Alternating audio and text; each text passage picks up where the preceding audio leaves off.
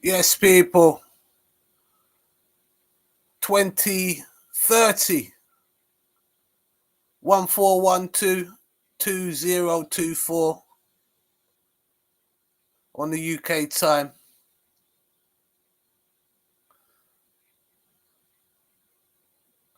Yes. So you got your drones in New Jersey. We also got Mayweather get punched up in London. We got a tarot reading by Tarkinu Nupu on Jay-Z. And I've also got the Cults UK. We'll see how far I get with the with all those subjects I'm going to be dealing with tonight. We'll see. We'll see. So I'll do my intro. All right. Where am I?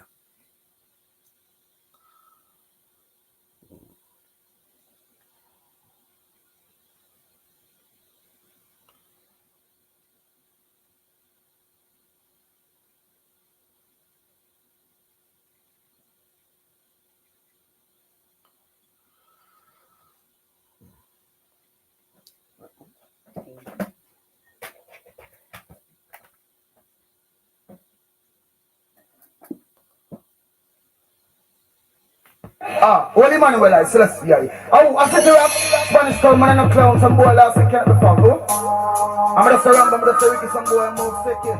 Talk about them now. Fire we put one back in and shake it. Can you go to the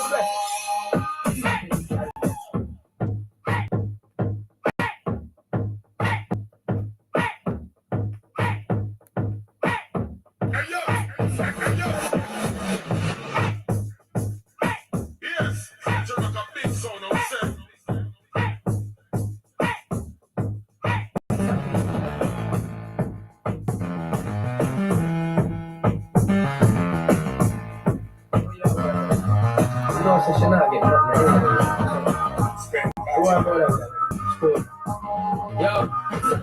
Well, I don't know, girl, getting to them want to do something. Tell them so that now go happen. Pressing every button to them want to you jumping on your coffin. Them the little squat on the forgotten. I don't know, girl, getting to them want to do something. Tell them so that now go happen. Pressing every button to them want to you jumping on your coffin. Them the little squat on the forgotten. Woman in the walk, let him. And you got the criminal, your housing scheme. For them and on a queen. So all them little girl I want to pose up when them come from the scene. You fit them to them out too green. In a move, in a party, I just saw you jump because you know so that you got the cards in a calamity. They don't say you are at the them a grave for you live the life of me. I don't know, girl, I tell to them want to do something. Tell them so that that now go happen. Pressing every button to them wall, say you jump in your coffin. Then the little squat of the figure. I know nothing, girl, I chatting to them wall, they have something. Tell them so that now go happen. Pressing every button to them wall, say you jump in your coffin. Then the little squat of the figure. So I say, and it's touch your prestige. And I nothing when you got them little girl, they're not achieve. Now that's why you left on the late rotate. About to get only good news to them. Some girl would have do anything to look at. Some would have take anything to get fat. Hear some talk, them the love for them black. Bleaching product, not step up and stop. Girl would have done this to see a one spot. Girl want them at the fear, each up in her back. Chicken fill race and all phone price truck. They can't wonder what they can do, what they not stop. No man, me don't tell the girl and turn up fighting. Cause when you see God break you could have like it. Some run, some dark like a chocolate. Some fresh like vegetables from market. You not be out sit no man never want it. One thing be a big this and a plant it. Else as you will see a one a bigger pocket. So you can't say me never get fat. Some girl would have do anything to look at. Some would have take anything to get fat. Hear some talk, them the love of them lack. Bleaching product, now step up and stop. Girl would have got this to see a one spot. Girl want them party for you, each up in a back. Chicken fill race and a full price shop. They can't wonder what they call them one never stop. Here, brother, compare yourself with one another. One another from watching your will disappear. I'm sorry that young, but every man I want to fight. If I can, I know what I think. I show up in a building and yes. Let us put the box and the things I want to bring us up to the top. See that young, but every man I want to fight. If I can, I know what I think. I show up in a building and yes. Let us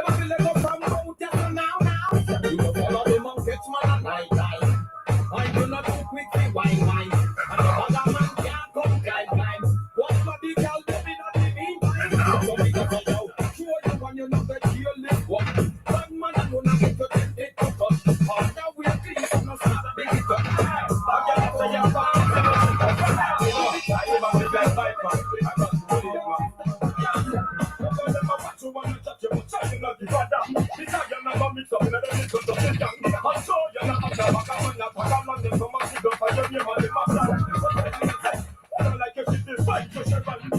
things I want to bring us up to the top.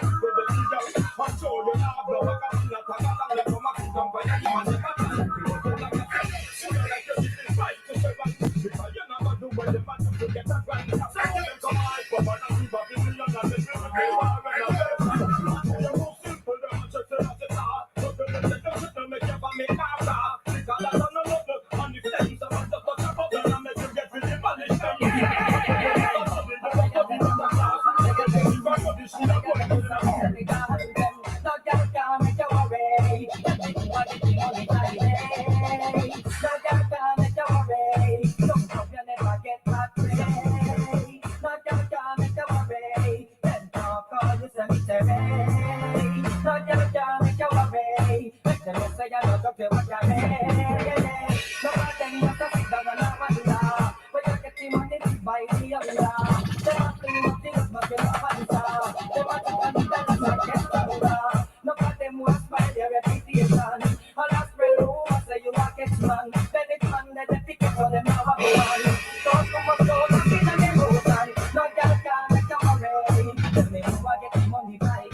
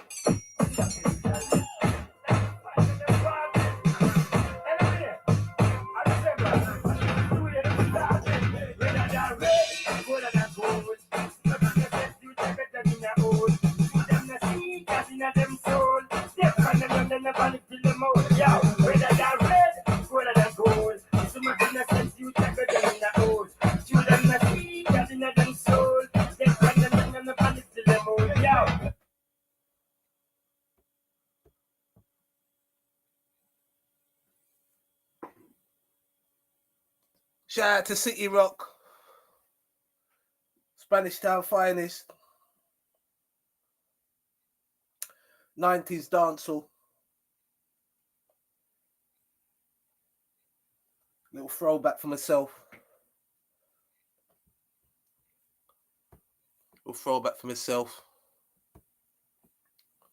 Right, so we got mysterious drones. Mysterious drones. Huh. Is it a mystery? Huh. Right. Seems it's a mystery that has been outlaid to us, the public. But is it truly a mystery? Let's have a look.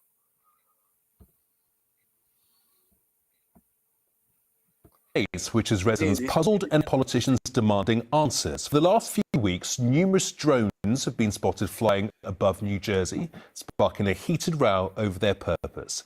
The White House has insisted there's no evidence that the drones pose any threat, but failed to clarify what exactly they are or why they've been flying there.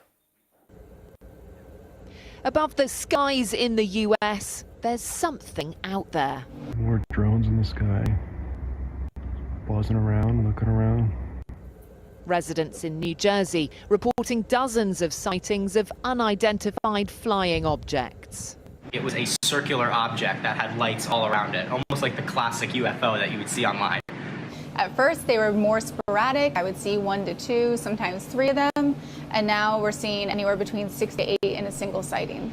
It spread to New York, Pennsylvania, Texas and Oklahoma, with US senators clamoring for answers. Who owns them, who's flying them, what they are. The lack of information is absolutely unacceptable. I've been a little frustrated. There hasn't been enough transparency. We've got to get to the bottom of it. We've got to get control over airspace. Hey, Shy, it's going at it right now. Last year, the US Air Force shot down a Chinese high-altitude balloon which flew over American airspace. Officials announcing afterwards it had been carrying intelligence-gathering equipment. The White House has been quick to say none of the recent reported sightings have been officially corroborated, but the FBI and Homeland Security are investigating. We have no evidence at this time that the reported drone sightings pose a national security or a public safety threat, or have How do you know it's not a threat? So you know what it is then. You know what it is, but you're not telling us, which is fair enough. You don't want to cause a mass panic. A lot of these UFO sightings have happened around the globe. I'll pull up a few fact checkers. It's just how it's been dealt with. We're living in an age of deception and falsehood. Now, if the American Secret Services or the White House are telling us they haven't got a clue, then we're in a precarious situation here. I mean, how you mean you don't know? You should know. They know exactly what's going on in their airspace. They know what's going on in other people's airspace. So the question for myself, the response shows negligence. Showing negligence. I can't wait for Trump to get in. Trump reckoned he was going to shoot them down. What do you mean? Shoot them down? Yes, let's see what it is. Yeah, we understand maybe shooting down a plane over residential areas bears risks, understandably. But in the same breath, imagine if America was under attack. They couldn't say, oh, we can't shoot down a plane because people live over, people living underneath where the plane is flying. They soon shoot it down, right? And ask questions after. So let's continue with the White House briefing on the UFOs in New Jersey. Rifleman. It follows drone sightings in the UK last month over 3 air bases used by the US in Suffolk and Norfolk. Analysts say these had all the hallmarks of Russian intelligence. Oh, here we go. It's not clear if the same can be said of the US sightings, but even if it can, the public's unlikely to find out. We'll never know what the UK and the US's response is to it, because if that came out publicly, then we haven't passed the test. We've let those that are causing the disruption know exactly what we know and what we're planning to do in dealing with it. As US law enforcement use their own drones to hunt these lights in the sky, whether mere hysteria or a malign foreign covert operation, the disruption they're causing in America will no doubt raise a smile from the ex-spy now running the Kremlin. Olivia Guthrie, News at 10. Ex-spy? What's that? Okay, I must have missed that one. So it's an ex-spy or something running the Kremlin? What are they talking about? It can't be Putin, could it? Imagine entering your name. All right. So here we got. Obvious that we can't imagine, or whether it is Iran, and I think it very possibly could be, they should be shot down. We are not getting the. Who had to say about it all. Republican Congressman Jeff Van Drew of New Jersey, member of the House Judiciary Committee on the Hill right now. How do you address this at this point? Well, here's the real deal, Harris. I'm also on the Transportation Committee, on the Aviation Subcommittee, and I've gotten to know people. And from very high sources, very qualified sources, very responsible sources, I'm going to tell you the real deal. Iran launched a mothership probably about a month ago that contains these drones. That mothership is off, I'm going to tell you the deal. It's off the east coast of the United States of America. They've launched drones, is everything that we can see or hear. And again, these are from high sources. I don't say this lightly. Now, we know there was a probability it could have been our own government. We know it's not our own government because they would have let us know. It could have been some really glorified hobbyist or hobbyists that were doing something unbelievable. They don't have the technology. But let's pretend that's possible. The third possibility was somebody, an adversarial country, doing this. Know that Iran made a deal with China to purchase drones, motherships, and technology in order to go forward.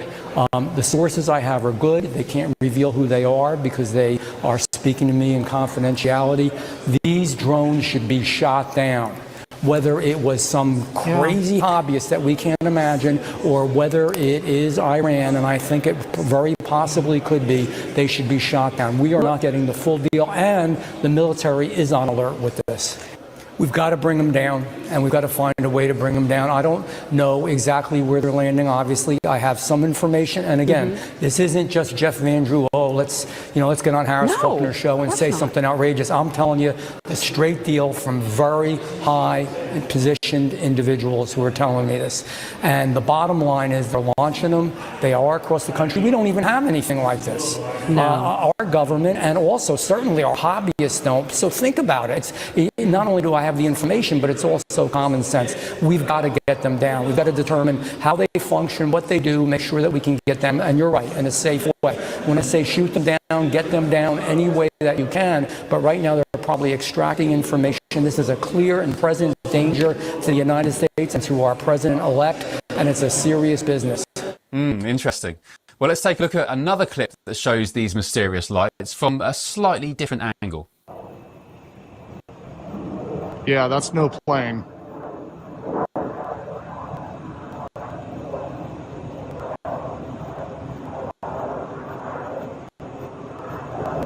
That is definitely a drone. First of all, a plane wouldn't even be this low. So, to all who say they look like planes, trust me when I tell you, if a plane was flying this low in this area, be concerned with. Wow. So the precision displayed there and the coordination in this is remarkable. It's not something I've seen before. And it's not hard to see why some experts have this drone swarm theory. But the intrigue doesn't stop there, because some witnesses reported visual sounds accompanying these mysterious lights too. One resident described the noise as similar to a strimmer, a garden strimmer, or even a swarm of bees. This description caught the attention of experts, including, as mentioned earlier, David Marler.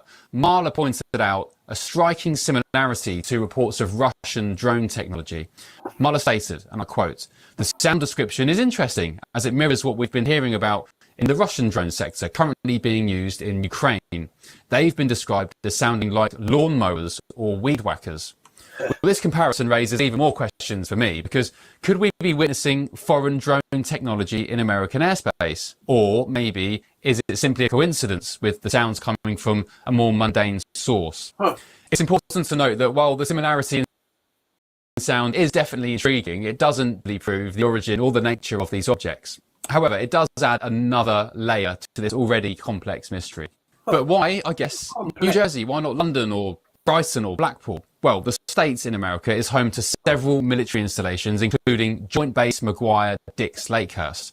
This base has been known to conduct various military exercises and tests in the past. So could these sightings be related to activities at this facility? It's worth noting that the US military has been investing heavily in drone swarm technology too.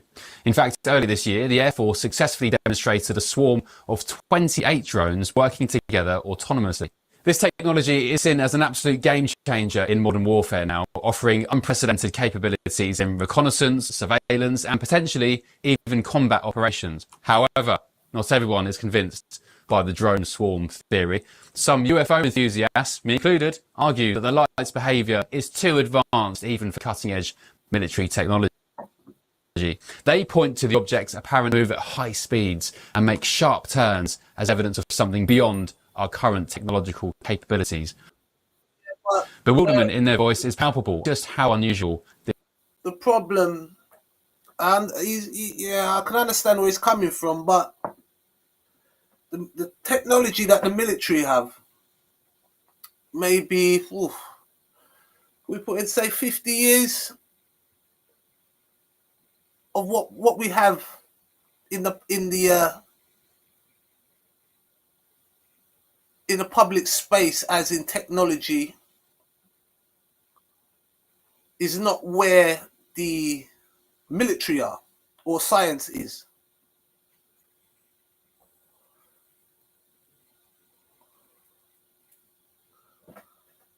Now I do understand the aviation part of it, sharp turnings and certain maneuvers, which many pilots have said you know, you can't maneuver like that, say in a jet or in a plane, or it's impossible to sort of stop at such high speed and then, or traveling at high speed and change direction. So this UFO phenomenon is nothing new. It's nothing new. But I can't truly say that they're not capable of such things. I can't 100% say they don't have the capabilities. Could be wrong, agree or disagree, you know. But say if it was a UFO,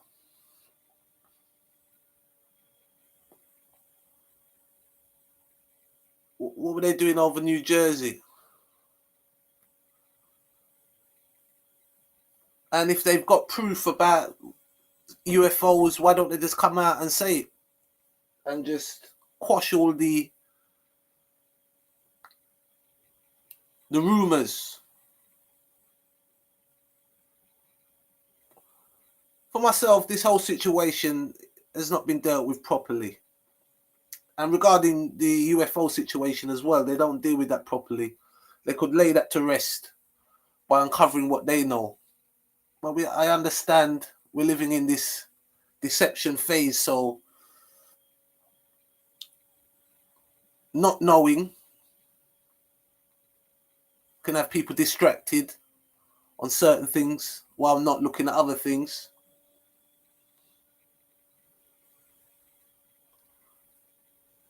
Let's listen on. This sighting was. Now, of course, it's important to approach this story with a critical eye.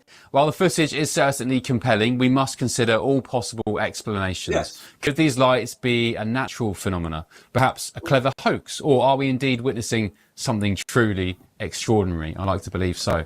The National Weather Service has ruled out weather balloons or other meteorological phenomena as explanations for the sightings, and local airports have also confirmed that no unusual aircraft activity was recorded in the area at the time of the incident. And the Pentagon has even been questioned over these drones. Take a look at this. There's no Iranian ship off the coast of the United States, and there's no so-called mothership launching drones towards the United States. So this leaves us with a genuine mystery on our hands, doesn't it? If these are indeed military drones, it raises questions about the extent of drone technology development and the implications for national security. And on the other hand, drones, what could they be? The sightings in New Jersey are not isolated incidents either. Similar reports have emerged from parts of the United States and indeed all over the world. And this global pattern of sightings adds another layer of complexity to the mystery. As we continue to grapple with these questions, yeah, we're going to continue grappling until answers are, people, you know, they're not saying what it is. So we had that one. Let's see. Oh, it was a 2 hour long. Whoa, that's long, isn't it, that one? Let's see what this man got to say.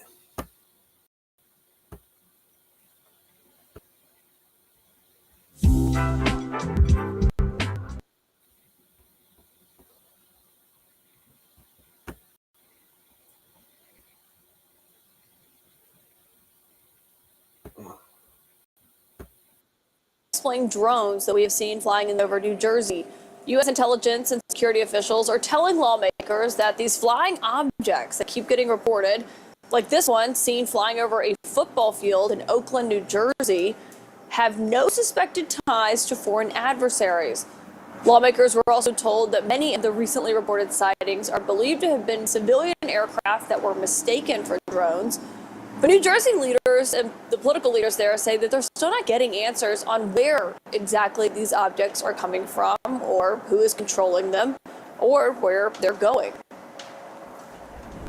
People got enough on their minds, right? They shouldn't have to worry about things flying around that they don't know who they belong to. Until you know the origin and what these drones' intent is, how can you tell me that there's no imminent? What are these drones doing in New Jersey? I can tell you what they're not doing. If they're Martians, I guarantee you they're not staying because the taxes are way too high. I like that one. That's brilliant. My source tonight is the famed astrophysicist Neil deGrasse Tyson, who has a new book, Merlin's Tour of the Universe, that is in stores now.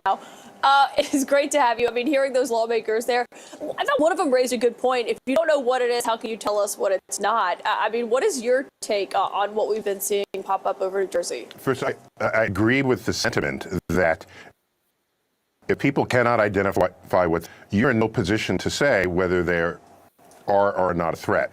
So I don't get what it means when they say, oh, don't worry about it. We don't know what it is, but don't worry about it. But I can tell you this, if I can't claim to know the motives of aliens, but just being an earthling, but of all the places to show up on Earth, they pick New Jersey? That'd be odd for me to wonder what the aliens are looking for. No offense to New Jersey. I'm just saying, there's the whole Earth they could have visited. So yeah, it's a mystery. And by the way, drones are more available to people than ever before. So maybe this is just the new normal. And Jersey's getting the first taste of it. But I'm a little disappointed that given that we have a nearly $1 trillion budget for the Pentagon, that nobody knows what these things are. Exactly. Now I'm worried about national security. One, I gotta say for the people from New Jersey who are watching that, I'm gonna get some complaints from Phil Murphy and others about that comment saying New Jersey is a great place for Martians to visit. Great place except for the taxes. Okay, oh, apparently. No. Yeah. I would send him to Alabama, but our football team's not doing so well this year. But honestly, on this, and your point there of the Pentagon is a good one. We heard from John Kirby today. He used to be at the Pentagon, and he said it appears that many of the reported sightings are actually manned aircraft that are being operated lawfully. But there's such a heightened sense of public concern that what we are hearing, and this has been going on for days now, it's not making anyone feel any better about it. Yeah, well, maybe there's a sensitivity or an awareness factor for lights in the sky, especially after a year and a half of congressional testimony of people declaring that we're being visited. So it's people to look up. I'll take it. As an astrophysicist, I off to my podcast is keep looking up. And if looking up means you're more aware of what's in the sky, and if that can be helpful to the Pentagon, then let's keep doing it. In fact, there was a setup by NASA to help the Pentagon and be a clearinghouse for people's observations of things they don't understand using their smartphone, which has all manner of metadata related to how you use it. And so this would be an ideal case for everyone to whip up their smartphones, get data, and see what we can make of it. Friend or foe?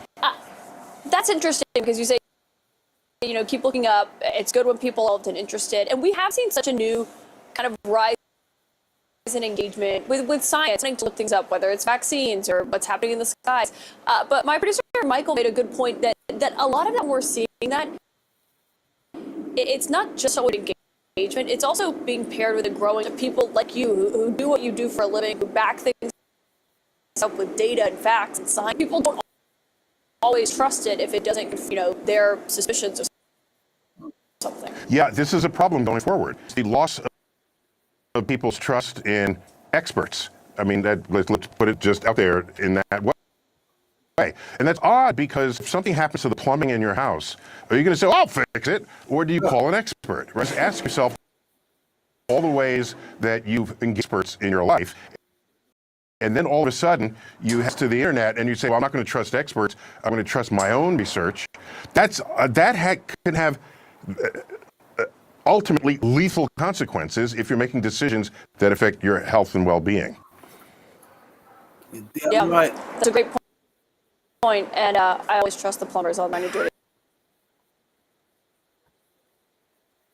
The sky in New Jersey, let's take it back in time to 1947. And no, we're not talking about Roswell 1940, but 1 month before, when a pilot named Kenneth Arnold took off from Washington on his way to an air show. And as he flew over Mount Rainier, Arnold says he saw 9 bright, shiny, saucer-like objects flying in formation across the sky, some weaving side to side like, well, guess what just happened in the Pacific Northwest? Some 8 later, some pilots just saw something very similar, and this time, of their conversation with an air traffic control tower. Take a listen. We're seeing 3 or 4 targets. They're all altitudes up and down. It's pretty crazy. We're not seeing anything. Getting lots of different reports out there. Some at 30, some all the way up to 50,000. About 3 or 4 different lights. Does it look like they're around your altitude now?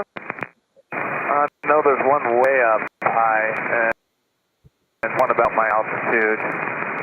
Moving in like a circle, like a corkscrew pattern. Just another one show up about my 1 o'clock, about 1,000 feet high, zipping towards us and then back out towards the ocean. It's red in color, moving at extreme speeds. Roger. You are cleared to maneuver as necessary left and right to avoid the UFO out there. Avoid the UFO out there. That's coming from the air traffic controller. So what could it be? Well, joining us now is co-founder of Americans for Safe Aerospace, Ryan Graves. 50,000 feet, Ryan. You were part of a squadron that saw some weird things out on the East Coast. How dangerous can things be? And what's your reaction to hearing, just, navigate around the UFO uttered by a traffic controller? Well, honestly, I'm happy that they are actually reporting it to the FAA. For a long time, pilots didn't even want to broadcast this out over the radio for fear of the stigma and ridicule that's associated with it. But, I think we've learned over the past few years that this is a very consistent thing that's been happening to pilots. They are seeing things not just way up in the sky, potentially in space, but things that seem to be exhibiting very strange maneuvers and capabilities or atmosphere with the aircraft themselves. And whenever you have an unknown object like that, that's a safety risk for pilots. A safety risk for pilots, especially if they're moving around rapidly and they're able to go 50,000 feet or higher very quickly, right? I mean, look, on the East Coast, people are seeing things, they're calling those drones. On the West Coast, you have reports like this, and then all around the country, there are reports that come in every single day. Do you think all of it is related, or are we looking at distinct things here? Well, unfortunately, I don't think we really know quite yet. The cases that we've been seeing in New Jersey, although not any one single video seems to be extremely anomalous, when you step back from the whole and take a look at the historical facts off the eastern seaboard, from Virginia Beach to the Langley Air Force Base to now in New Jersey and even New York, we see a pretty startling trend of a repeatable pattern of unidentified objects that seemingly are exhibiting long flight times, long loiter capabilities, and are coming from unknown locations, potentially somewhere over or in the ocean. And those aren't my words. Those are the words of the senior Republicans at the hearing 2 days ago when they were questioning about these drone incursions over New Jersey. And so now that the stigma seems to be going away, like step 2 seems to be to do something about people just shrugging when it comes to things like this. I mean, they get brought up and then we're told it doesn't pose any threat when there are no answers on where they're coming from or where they're going or how they're able to stay up for so long. Why are people so comfortable with this? Well, I would push back a little bit and say that the stigma is certainly still there. I've been very disappointed to hear the language from the Biden administration, from the Pentagon, essentially telling people that they're not actually seeing what they're seeing. There's been 3,000 reports to the FBI on this issue. And the Biden administration seems to be gaslighting the American people into telling them that there's not really anything to be concerned of. Well, people are concerned, governors are concerned, mayors are concerned, families are concerned. And I think it's time that they have a level conversation with us about what's going on, and we can take a hard look at some of this antiquated drone legislation that we have and laws that really prevent us from getting to the bottom of this, because we're at a stalemate here. If this wasn't adversary, they'd have all the time in the world to take advantage of this situation. Yes. And obviously some of those are going to be misidentified actual planes, right? But like, you're a little bit more familiar with the capabilities of the U.S. military. Do we have the capabilities to figure out what's going on here? We certainly should. We have some of the most powerful radar systems on the East Coast for tracking ICBM missiles, enemy aircraft, as well as all the capabilities localized at bases themselves.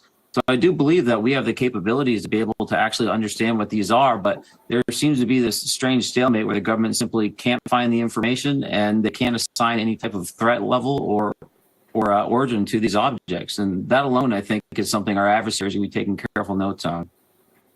Yeah, and something all of us should be thinking about. Ryan Graves, thanks so much. Thanks for watching. Stay updated about breaking news. Thank you. Thank you very much. Where's my other one? Other video.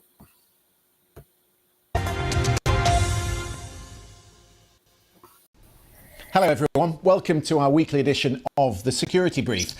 A lot has happened since we last did this, some of which we had anticipated in the earlier editions of the Security Brief. The deterioration in northern Gaza and that worsening situation in the Jabalia refugee camp. Time that has passed between Iran's ballistic missile attack and the subsequent Israeli response. We told you 2 weeks ago it might be delayed until Israel's missile defense supplies have been replenished.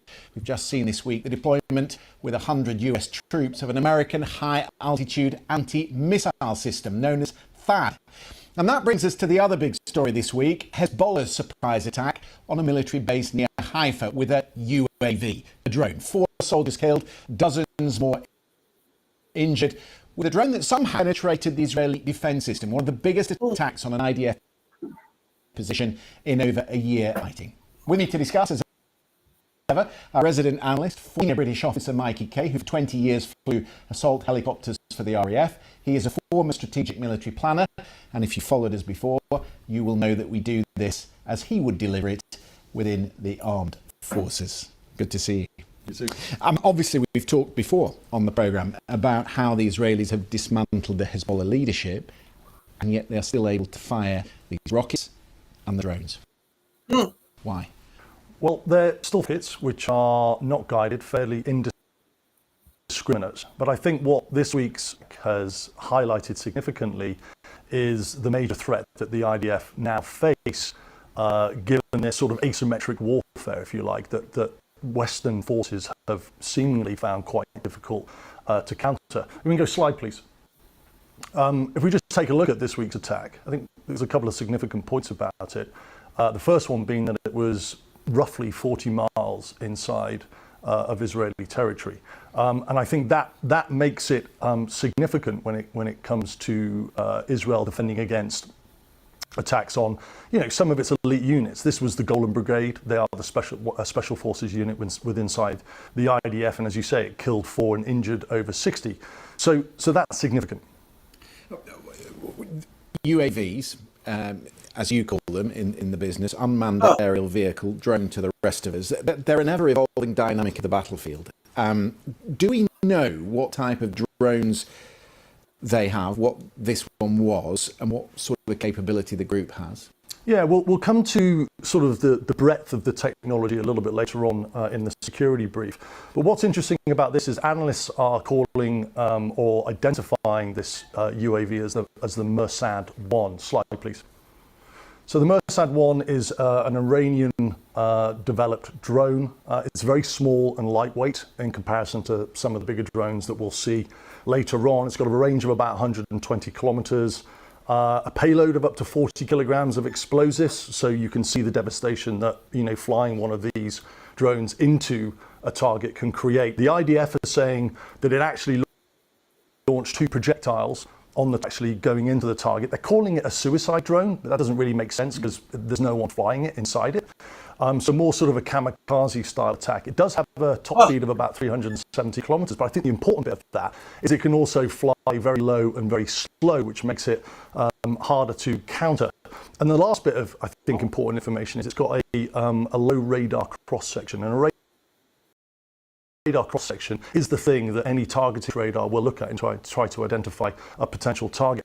Now, what this strike tells us, which I think is interesting, is that yes, the leadership has been taken out, Nasrallah has been taken out, but the IDF still have the ability to launch rockets and launch attacks like we've seen with this drone. So they've still got intelligence gathering capability, and the command and control structure seems to be in place. But critically, when it comes to how the drone got through Iron Dome and the layered defense system is interesting, because Hezbollah and the IDF are saying this, is that they're using a tactic where they basically overwhelm the Iron Dome system with rockets and then place these drones underneath it, which makes it harder to target. Right, so when it wasn't per se the altitude itself, it was the fact that it was coming in perhaps at a different altitude than a volley of missiles that was coming with it. Right, with a lower radar cross-section of a missile and a lower speed of a missile, which is what the targeting systems will look for. They'll look for speed and they'll look for direction of the target. And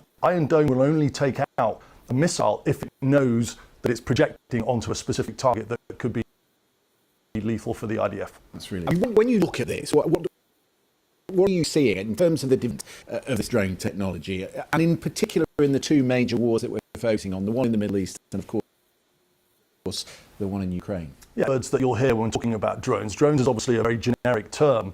RPS, which is a remotely piloted system. So there are Predator drones over Iraq that are flown by US forces inside the States, the US. And there are UAVs, unmanned aerial vehicles, which could have a controller, but also could be GPS guided and not have a controller and not have that to interrupt what's called the radio frequency signal between a controller you see on a drone and the actual drone itself. Okay. So can you give us some examples of that? I mean, can you talk us through maybe some of the things that we've seen from the theatres in both wars? Yeah, I think there are four categories that are really important to look at. But actually, this idea of using an autonomous weapon goes back a long way. And if we go to World War II, for example, slide. This is the V1 rocket, the Nazi V1 rocket, and it was nicknamed the Doodlebug, which was used to great effect. And the Nazis would effectively, obviously there's no GPS, and so the Nazis would calculate how much fuel would needed to go in, and then when the fuel ran out somewhere over London, the V1 would just drop out of the sky and indiscriminately hit what was below it. All about that buzzing, and then it would just stop. That's right, frightening. I mean, if you're underneath it. It was the only way to count it. Bomb that was used, the V2 bomb, to bomb London, and it was said during the Blitz, it was the noise that got people. People suffered psychological damage from the use of the V2 bomb, the sound, and apparently the Führer himself. It was a not a malfunction, but when he went to preview the V2, they were worried that the sound. He would be upset about the sound, but he said, "No, keep that. I like that sound, because the sound was terrifying," and it was terrifying during the Blitz.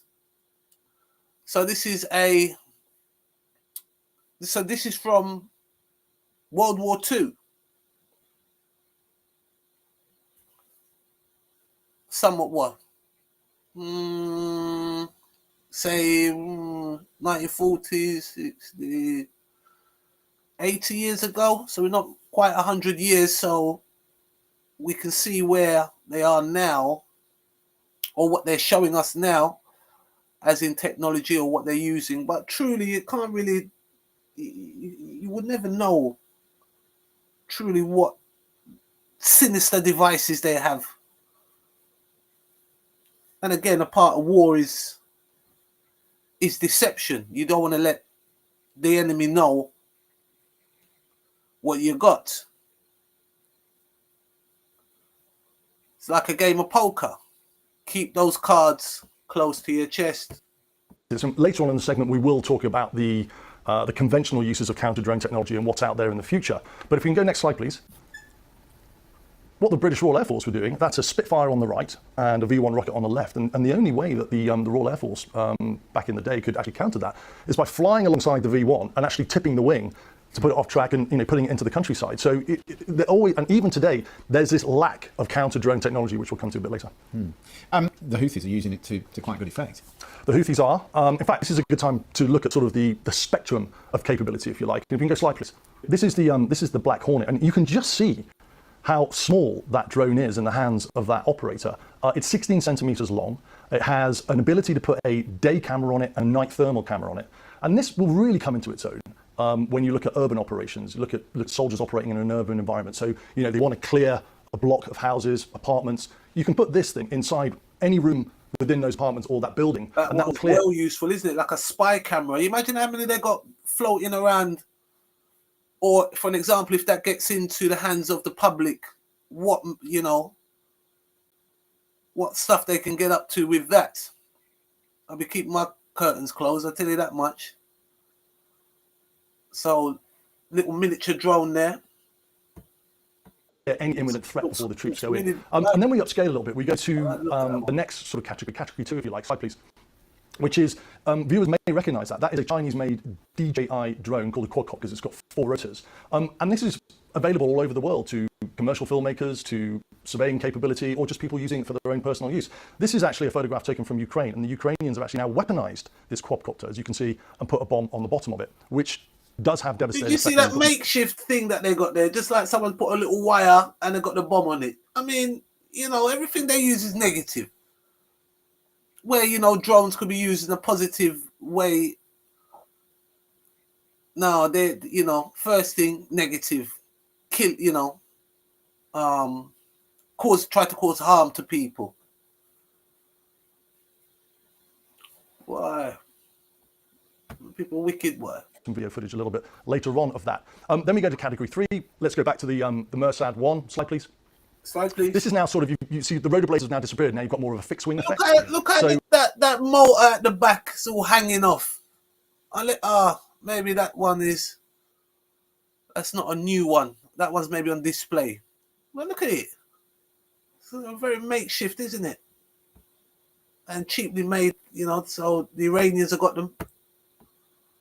Again, incredibly capable, travels at 370 kilometers an hour, can go up to 3,000 meters, you can put 40 kilogram payload in the top of it. But what this does is that it gives it range now. So now you're starting to bring range into it. 120 kilometers is significant. When you look at the strike, which is 40 miles south of the Israeli border, that's almost double the capability of what this drone can do. Very low tech, very low radar cross section, and can move slow, which makes it harder to target and detect. And then sort of the upscale end, if you like, of drone technology. Slide, please. This is the Triton, which is a replacement for the US Global Hawk system. What's really significant about this is it's got an altitude of 50,000 feet, which is way higher than any civilian airline will fly at. 30 hours endurance. And what this does, it does ISR and targeting. So intelligence, surveillance, reconnaissance, and target tracking as well. And this is currently in use with the US military for anti-maritime operations. So, the breadth of where this capability has come from, right from that Black Hornet at the very beginning, all the way through to commercially made up to, this type of capability. This has come about in the last 10 years, and it's phenomenal.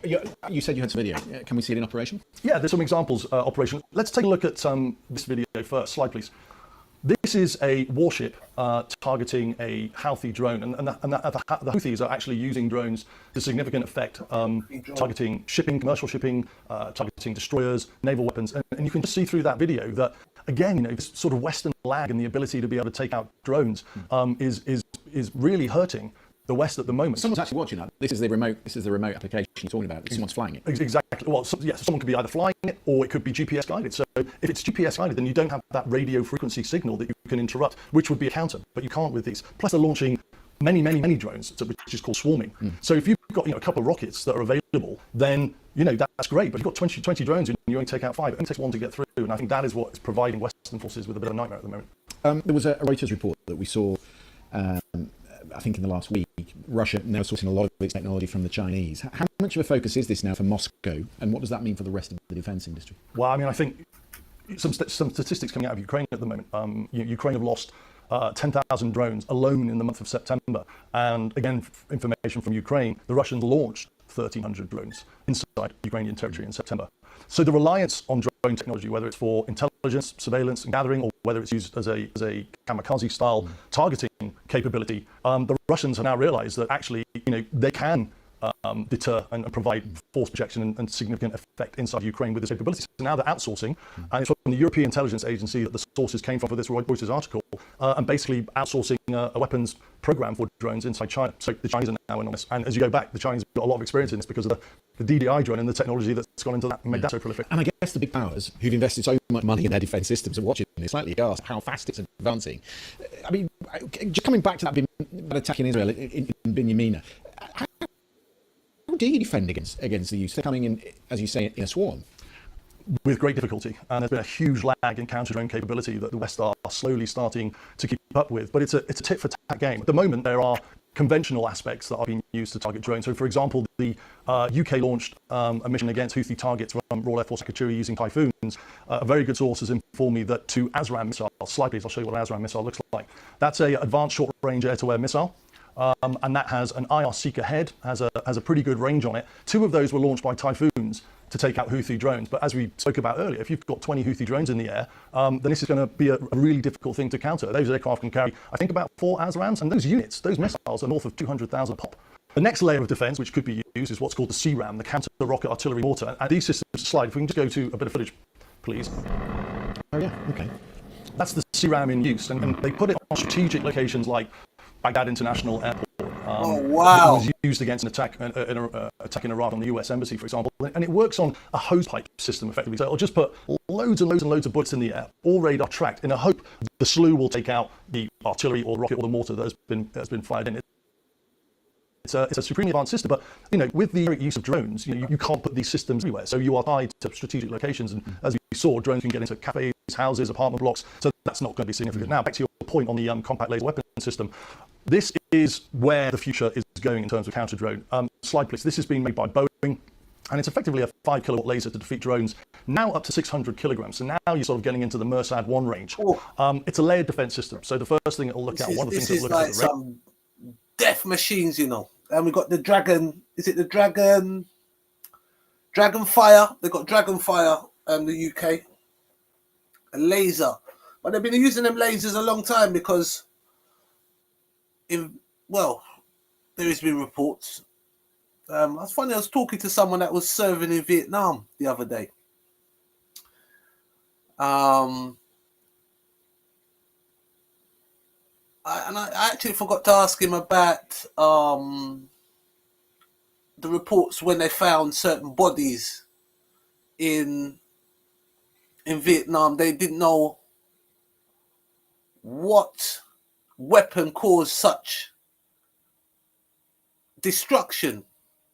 You see, my belief, they were testing out a lot of weapons in Vietnam, and one of those weapons is a laser, like a laser beam. So it just incinerates whatever it touches. Also, we can see today in the Ukraine, they're testing weapons and warfare on a whole. They have their secret missions where soldiers are not aware. It's a small infantry signed to secrecy, and their mission is to test out new weapons. And again, that would be underneath a conspiracy theory. Okay, that will be under conspiracy. That's my conspiracy, right? Agree or disagree? But hey, prove it. Prove me wrong. Prove me wrong. Prove me wrong. Radio frequency. So if the UAV has been controlled, that will have to have a radio frequency to control it. It can disrupt that. If it's autonomous, a UAV with a GPS guided system, then you're starting to look at what's called a ATP radar, which is acquire, track, and point. That will then be used to slew a laser beam onto the drone. And what this capability can do, the CLWS, is it can target many, many drones. So this swarming capability, all you need is one to get through. This is where it really comes into its own. Now, what's interesting about this, Christian, is it's got a range of 650 feet to 1.6 miles. Right. That is key because the Iron Dome system has a range from 2.5 miles to 40 miles. And as we know, the Mersad 1 managed to get through the Iron Dome system and attack its target. So with a little bit of anticipation of what we might see in the future, it wouldn't surprise me if this capability, which has only been deployed with the United States Marine Corps, who have recently proved it in trials in Saudi Arabia, it wouldn't surprise me if we see this compact laser weapon system with the IDF in the coming weeks and coming months. Have you asked him today? I think we should. I'm not sure we'll get the answer we want. It's a long step forward, though, isn't it? So let's check the. He mentioned the DJI. We'll have a little more look at that. All right, so you got the Chinese company.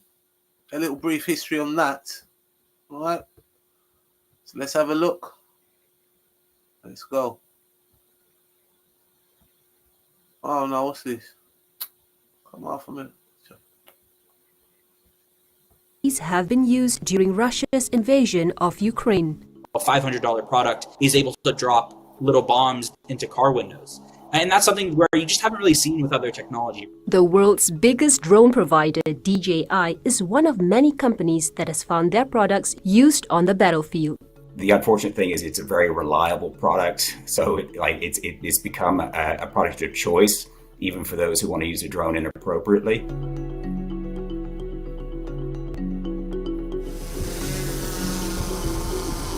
Do you know that this drone is used in military circumstances? Yeah, because it's actually very rugged and very precise.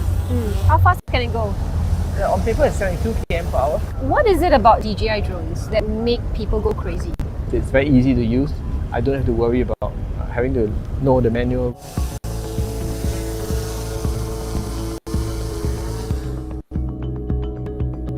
The global drone market is expected to grow from $30.6 billion in 2022 to $55.8 billion by 2030. And more than 70% of that is dominated by the Shenzhen-based company.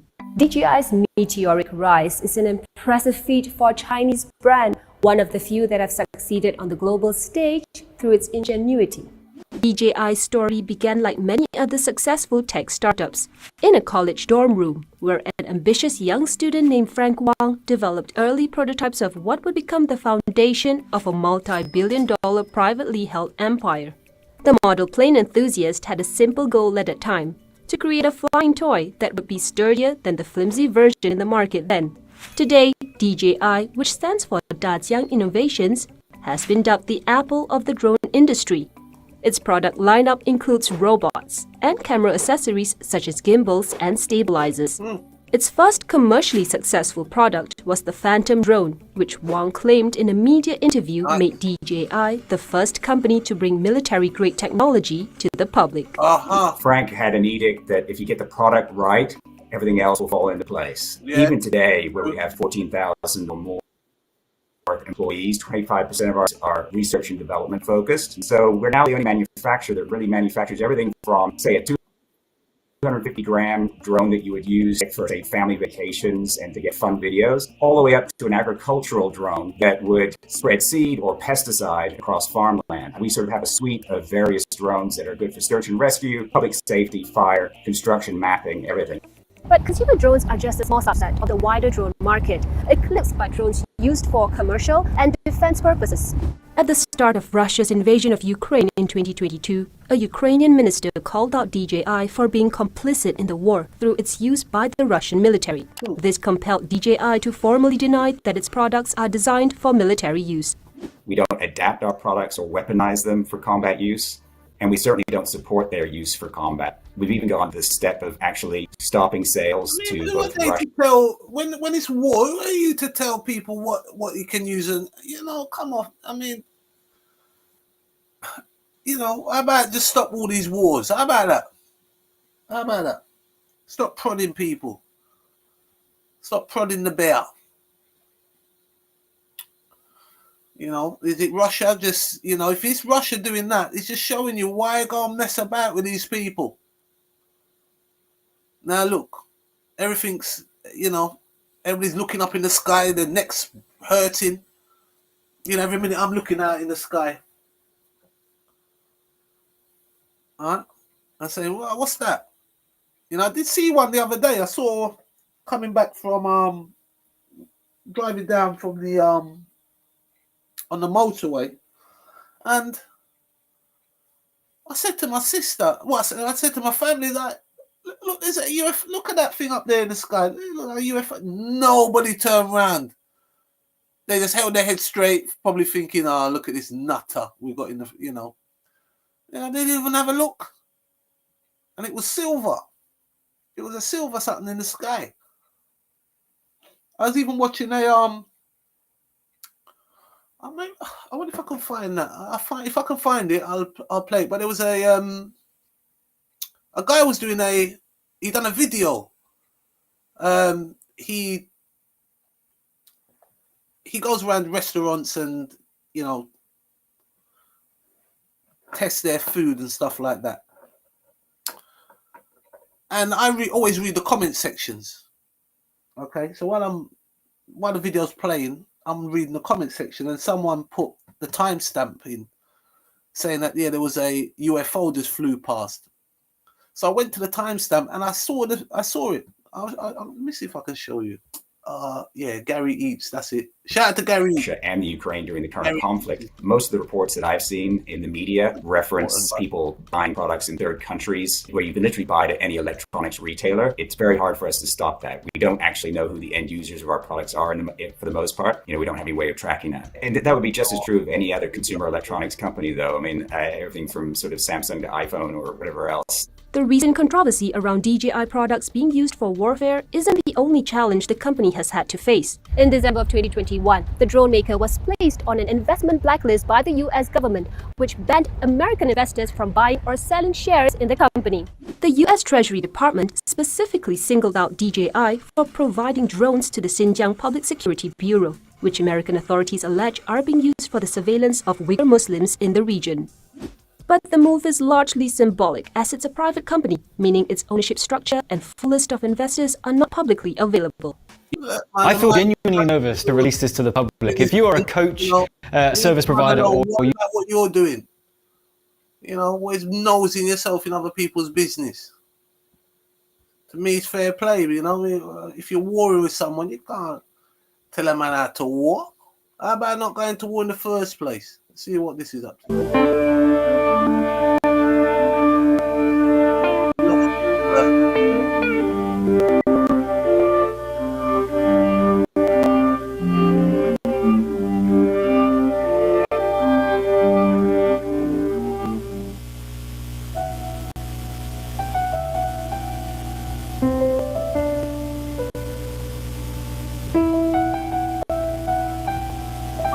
UFOs, flying saucers, daylight discs, and nocturnal lights.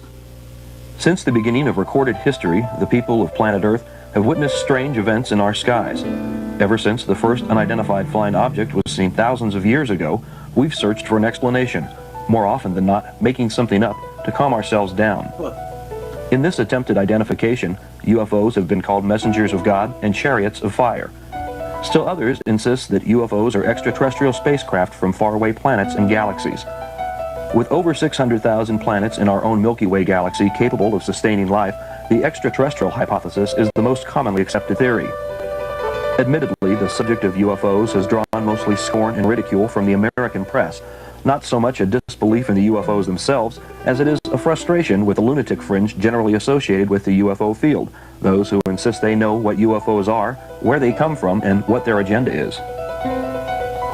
Whatever UFOs are, there still is no more of a case for one explanation over another until our government comes forward with the information many believe they have been sitting on since the 1930s. Whatever UFOs are, they keep appearing in our skies year after year, witnessed by thousands of average Americans, people who never gave UFOs a second thought until they saw something strange in the sky that they couldn't explain. In 1990 and 1991, reports of UFOs came from thousands of witnesses in the Soviet Union, Africa, Europe, Canada, Central and South America, and the United States. In the Soviet Union, most reports came from Tbilisi in the province of Soviet Georgia. In Europe, thousands watched a triangular-shaped UFO and white round objects fly over Belgium. A display so big and so spectacular that it was witnessed simultaneously in neighboring countries. This time, the Belgian government and Air Force admitted that the UFOs showed up on their radar screens during the multiple sightings. In the United States, thousands watched the same UFOs seen in Europe as they floated over northern Alabama and the Florida Panhandle. In the next 90 minutes, travel with us across the United States as we meet former Air Force officers in Roswell, New Mexico and Tucson, Arizona. We'll meet other UFO witnesses, scientific researchers, newspaper editors, broadcast journalists, and law enforcement officers who have first-hand experiences with UFO sightings and close encounters of all kinds. We won't try to tell you what UFOs are because we still don't know. Rather than speculate on what UFOs could be, we'll explore how Americans react to them in our program, UFOs, A Need to Know.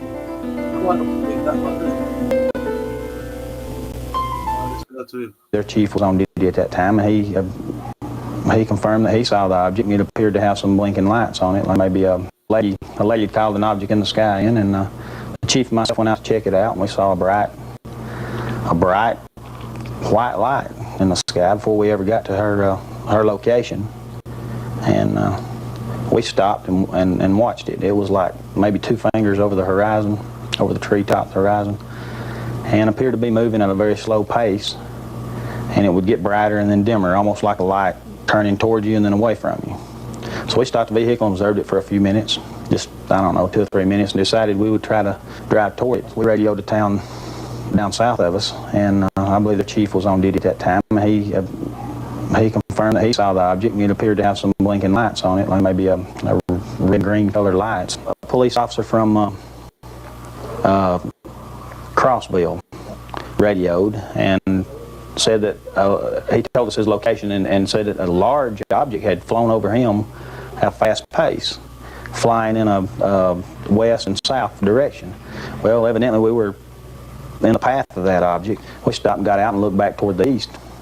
And I saw this object coming over the treetops, and it appeared to have kind of I don't know, like a white lights on it. They weren't actually shining where they were real bright. You just tell they were on it, and there was kind of a glow of the lights around it.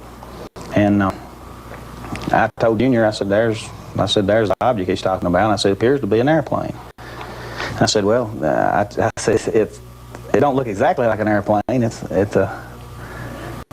it kept flying toward us, and it flew right straight over our heads, and it was hard to tell what distance, what height it was. Maybe we estimated maybe 1,500 to 2,000 feet, and then possibly as big as a football field.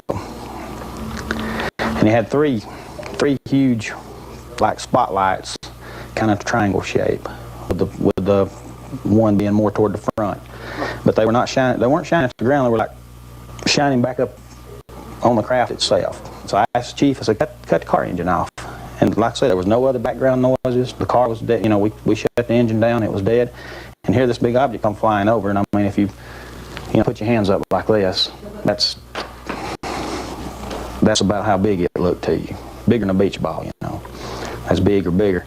And we watched it fly over us, and then we turned, no sound whatsoever. We watched it go off south and west of us. Never a sound. If we'd been looking down at the ground, we'd never known it was there. Fred and I pulled over on the side of the road, County Road 43, and stopped our patrol car, shut the engine off, got out. And at that time, the object came directly over our patrol car, and we were looking up underneath it. And the object appeared to me that it was some 1,000, 1,500 feet higher, had 3 real bright lights underneath it that were shining not on the ground to illuminate the ground, but shining back up underneath the craft to illuminate the craft itself. And there was some lights around what I call the face of the craft or the crown of it, whatever you may call it. Appeared looking up through the glare of those other lights, maybe green, blue, or red, or some of them might have been white. It was a large craft, and it had no sound whatsoever. It just continued in its didn't descend or pick up any speed or anything, just a steady speed, just right over us and right on out of sight. Sometime after that, now after 89 of February the 10th, we had several. The night of February the 10th, we had several calls, and they've been scattered reports ever since then. I had a person come in just last night. Marty Robertson, a Grobo carrier, came in, and he described this object to me and drew me a diagram of it on paper, and it was something similar to what I had seen on February the 10th of 89. And he seen that this past date. A lot of the people who are telling the stories were people that I know personally and have known for a lot of years. And I don't have any reason to doubt what they say they saw. But nobody is telling me what it is. They don't know either. They just know it's something that's very unusual. Even more compelling evidence comes from this documented case where unidentified flying objects left physical traces of their presence. I was driving home from work about 9:30 in the evening, 9:30 around that time, and approaching the road that turned off a paved road to my house, I noticed flashing lights in the distance and assumed that they were but was puzzled about why someone would be shooting fireworks in August. You see this New Year's and the 4th of July, never in August. But I continued on home, dirt road toward my house, and I got about halfway down the road, and suddenly, in the distance, about treetop level, this huge object just lit up. And it was glowing orange-red color. It was enormous. And so I stopped the car, convinced that I was seeing things, or I didn't know what it was. However, when I started, it went out. And so I immediately proceeded to go home, and I'm down the road, and I went a little distance, and it came back on. Just this, again, this huge thing. Then I stopped again. And when I stopped, it went out. And I sat there for a few minutes, and then I just started on again to come on down the road home, and it lit up again. And when I stopped the car, it didn't immediately go out, but it did go out. And I decided that I'm not staying, I'm leaving. And so I began reversing up this dirt road with the ditches on either side. No backup lights. I don't really know how yet I'm not going in the ditch, but when I finally reached the paved road and turned around and then looked back, coming toward me at about power line level was an enormous, bright light. The glowing object was not there any longer. It was just this really bright light, and moving very slowly in the direction that I was traveling. And so I immediately took off. I went back to my office in Fort Wayne.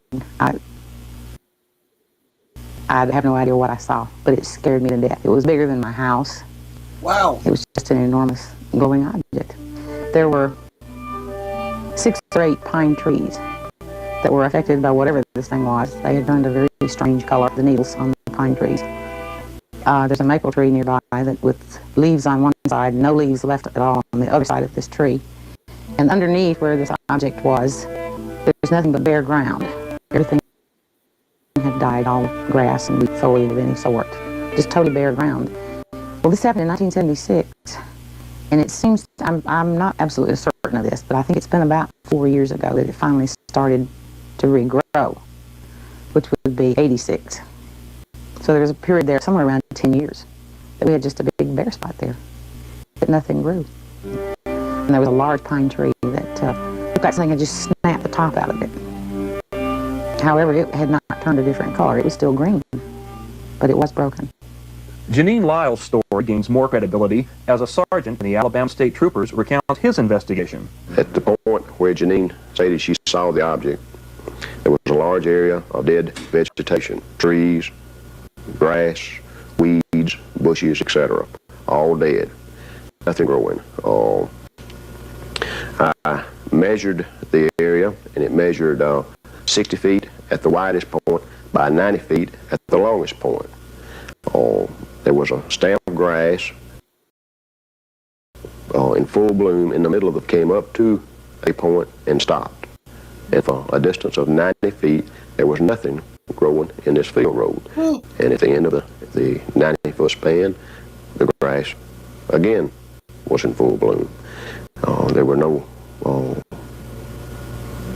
bushes alive, no trees alive in this entire area. There was a maple tree that had multiple trunks, and half the maple tree was in full bloom, and the side that would have been exposed to the object that Janine stated she saw was dead, and nothing was growing on that tree.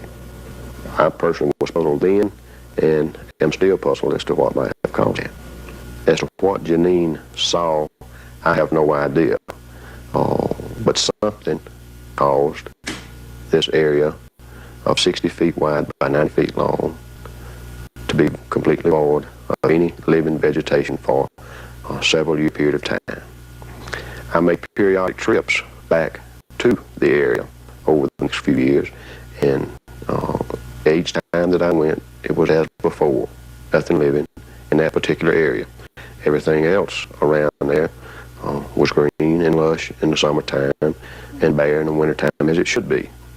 I believed Janine, and I'll state today I certainly believe that she saw exactly what she stated she saw. Now what it was, we don't know. Perhaps the most significant detail of the 5 sightings is the way the community responds to seeing UFOs. While amazed at the spectacular sightings in their area, the locals don't have a problem with being at the hub activity. Most UFO researchers consider the existence of UFOs a challenge to organized religion. Local pastors would disagree. Well, of course, being a Christian, I think it all has to start from a basis. Being a Christian entails taking by faith something that you cannot actually see. The Bible, for instance. Now, there's a certain amount of things that you can read in there that can be proven, of course. Sure. You know, by history and archaeology and so forth. But no way could a person come to the point of being a Christian just on the basis of what has been proven or has not been proven in the Bible. So the element of faith is there, and you've got to start there.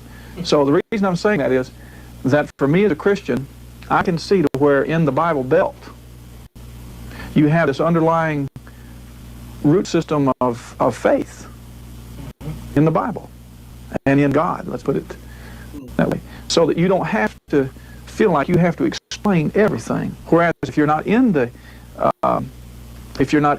area, the Bible Belt, or you haven't had that traditional those values of faith instilled in you, well, you're going to feel like you have to prove. More things have to be proven to you factual rather than taking them by faith. That's why I think that you'll find in the Bible Belt less of an apprehension concerning UFOs. I feel that Jesus, in the Scripture, and I believe it was in the Gospel of John, said that there were others those that he talked to at that time did not know about, other sheep. And I feel that they could have been people from other planets, other places. I just don't necessarily limit it to this world, but I think if you want a biblical tech proof to say that there is a possibility within Christianity that Jesus allowed the possibility of other life, that would be that to some people might not be enough, but it is for me, because I just about basically that I believe on the Word of God, and He gives me that leeway right there to think about the possibility of other life. We say that to teach people here that I figure God out there are no such things as UFOs or whatever you want to call them. You know, that's taking license a little too far. Because if I believe the Bible says that God, the handiwork declares the majesty of God, well then there's no limit to what He can or cannot do. And if I understand my position as a believer, then I have to respect a certain amount of the unknown. You heard the term Southern hospitality. Sand Mountain is the epitome of Southern hospitality. People up here trust each other. A lot of the things that they do are done by handshake rather than by contract. And they trusted outsiders too until the inside edition piece. We sent Jeff Cole down there to see if E.T. has a Southern accent. They came from outer space. I still believe I saw a UFO. Police were helpless. There's nothing that I've ever seen before in my life. And the town of Fife, Alabama was stunned by the strange visitors. My dog saw it, but he won't about it. He went and crawled on the floor. I know what was happening because he talks to anybody. I wanted to tell UFO sighting. Fife Police Chief Junior Garmey and Assistant Chief Fred Works got the call and went out to investigate, but it was some, monkey business. Whatever it was they saw, it will be a long time before Fife forgets the things from out of this world. There's some people that's going to ridicule us for it. Some people disbelieve it. But I hope some people themselves get to view it one of these days. They may be coming to see you next. There is a legitimate investigation going on down there, if you can believe it. The FAA and the Air Force investigation. And if any of you Martians are watching this broadcast, please drop by to see us and bring Elvis with you. Straight ahead. Oh, that's brilliant. We'll get back to reality. What was the reaction to the job they did? Well, they did the job all right. They spoofed the incident. They made it appear like a Keystone Cops kind of a promo. The people up here didn't like it at all. They thought we were here in good faith. So they showed them the Southern hospitality. And when the program came out, they were incensed. Not just people in the FAF, but the people of the whole area were very, very angry at what Inside Edition did. It was ridiculous. When Inside Edition came in to do their piece, everybody was welcome. We tried to make them feel at home and be a part of the community. But after the Inside Edition piece ran on TV, the outlook toward the media was completely different. It wasn't hostile, it's just they didn't get any help. Help was slow in coming. You had to show good faith that what you were doing wasn't going to be like what Inside Edition did. People are still seeing things up here.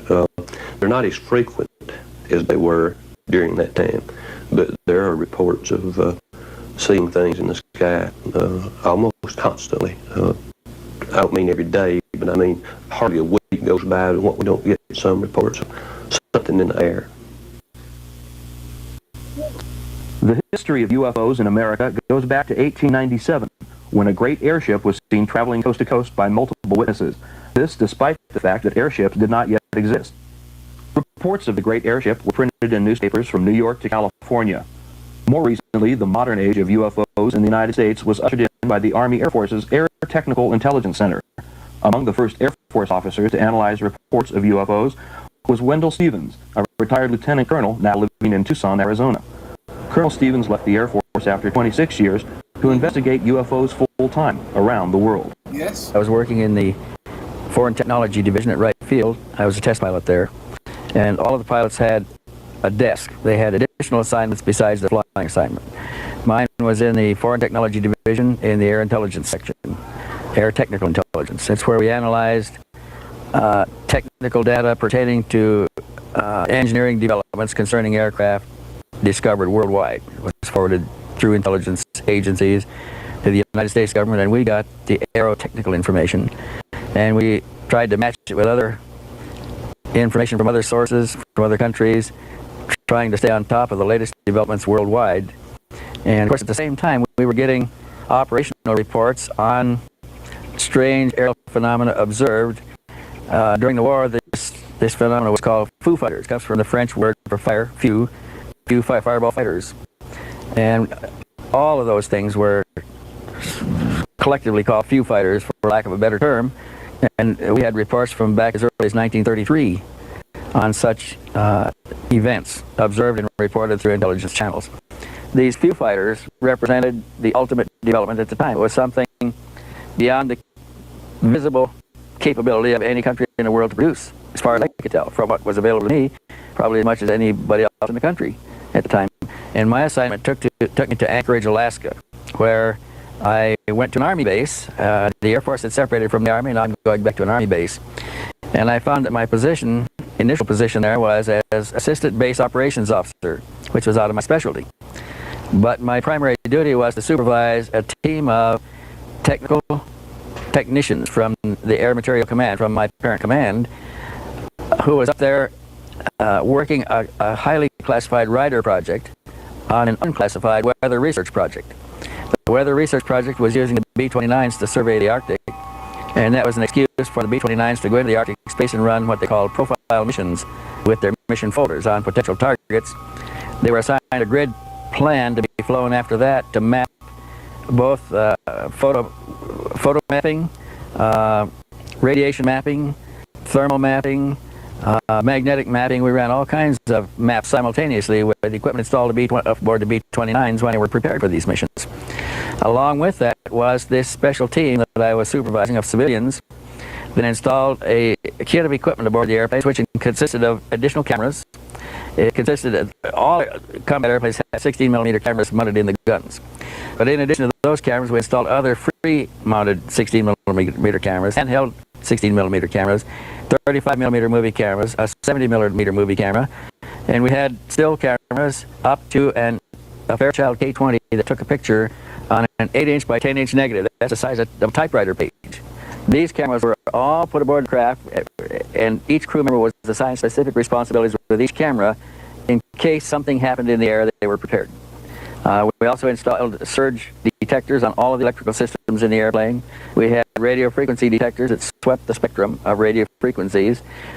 They would search the spectrum for an emission, stop on emission, read it for 30 seconds to cancel it, and then sweep again looking for more until they had copied all of the frequencies being emitted. It would continually scan. Now, when those airplanes returned from a combat mission, all of this equipment was downloaded, and in the debriefing of the crew, if they had encountered anything, or if they had discovered surges on the line, or electrical anomalies, or interference on radio or anything unusual, we'd package all of the material into a metal box, and it would be couriered to Washington, chained to an officer's wrist that night. And about twice a month, they came back with reports of something operational in the field of activity we were serving. We saw other aircraft in flight over the Arctic under conditions that would indicate strange aircraft, high speeds far beyond anything we could fly, 1,000, 2,000, 3,000 miles an hour. Objects standing still in the air, motionless. Objects approaching the aircraft head-on, reversing direction and proceeding ahead of the aircraft at the same speed in flight. We had reports of disc-shaped objects that paralleled the craft in flight. In one case, we had one that paralleled the ship so close it was behind the trailing edge of the leading wing and ahead of the leading edge of the tail wing in a slot there. And they got pictures of it with all the cameras and with the Fairchild K10 camera too. And we had reports of objects that were seen to land on the ice, on the snow, the ice cap of the Arctic. We had reports of them landing on the water. We had a report of them submerging, disappearing. We had another report of one rising to the surface, being seen to come to the surface, leave the water, hover momentarily, and then take off at high speed and fly up. All this was clearly beyond the capability of any of the aircraft that we had studied worldwide in the Air Technical Intelligence Center. And of course, they were very concerned about who might have experienced such breakthrough without prior knowledge through intelligence sources. And to me, again, they represented the supreme development in aircraft, and that's what piqued my curiosity. I argued that they had to be extraterrestrial vehicles, but I was a major at the time, and my superiors were certain that they were a Russian breakthrough experienced as a result of the capture of German scientists at the end of the war, which was only 3 or 4 years afterwards. And they would have had to make some great progress if that was the case, but this was probably the main feeling at operational lines was that the Russians had experienced a breakthrough that we didn't know enough about, and we were trying to find out what we could about it. I suppose the Russians in their turn thought we had experienced a breakthrough for the same reason. We even had reports of electrical disturbance to the degree that and quit running in flight and then start up again by themselves.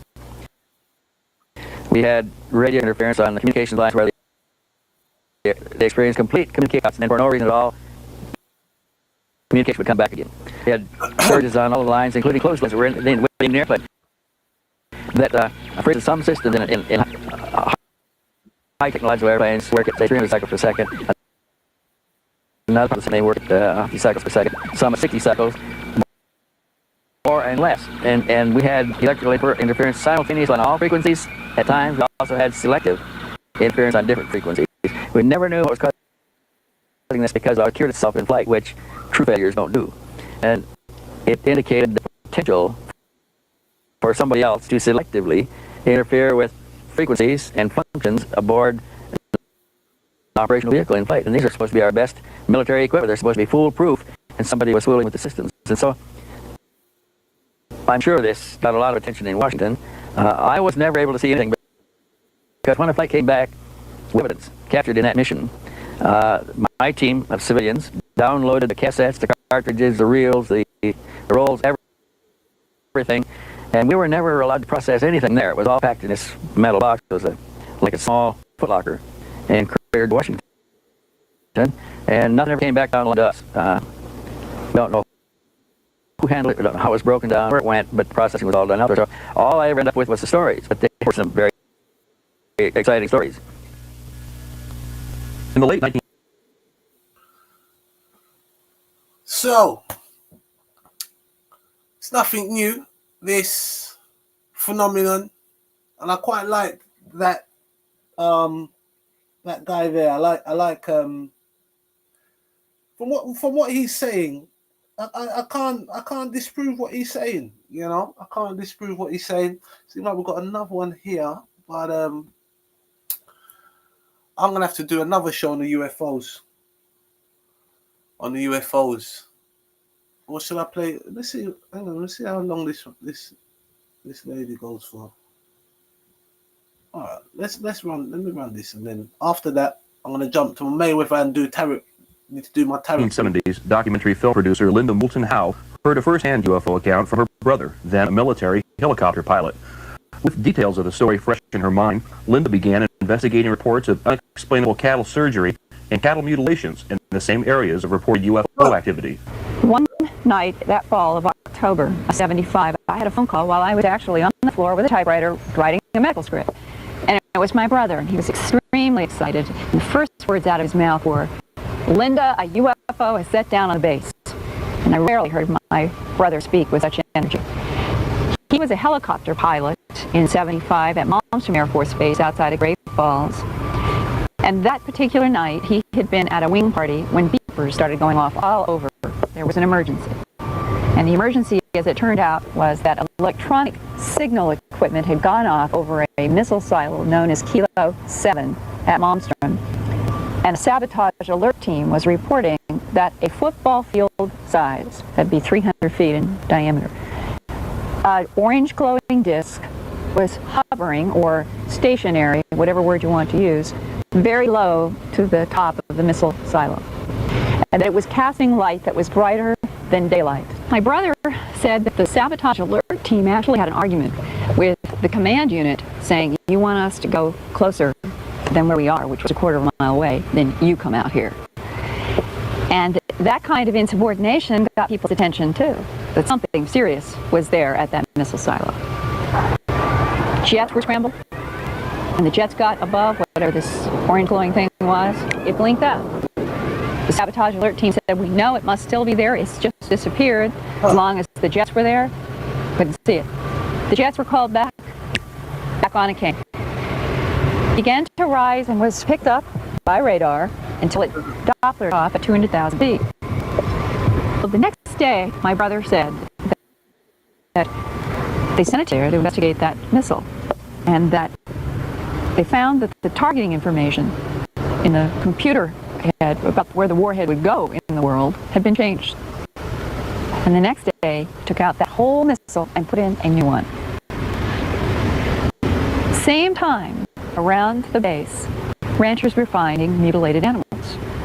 And my brother had a first-hand conversation with the flight surgeon at Malmstrom Air Force Base in 1975 when a rancher brought in the back of a pickup truck a cow in which the lung had been beveled so perfectly and surgically that the flight surgeon talked to my brother about it and said that the tissue of this particular cow had been drained so thoroughly of blood that it was not even, it was the palest of pink white, and that he as a flight surgeon had no idea what had happened to that cow. Well, that was 75. The next year, I moved with my family from Boston to Denver. I had a little file on animal mutilations. The truth was, I really in mind didn't have any solid connection of thought at all between the animal mutilations and what had happened at Malmstrom with that UFO. To me, in my mind, they were separate issues. I did a whole series of films and studio programs on environmental issues and was working on a program with a crew in the summer of '79. I was actually behind the scenes of Colorado Shakespeare Festival, as far from this subject as you could get. And my sound man was talking about the fact that there were mutilations happening in the West. And sure enough, I began realizing that the newspapers had more mutilation stories, and I thought, well, I've got to get to the bottom of this.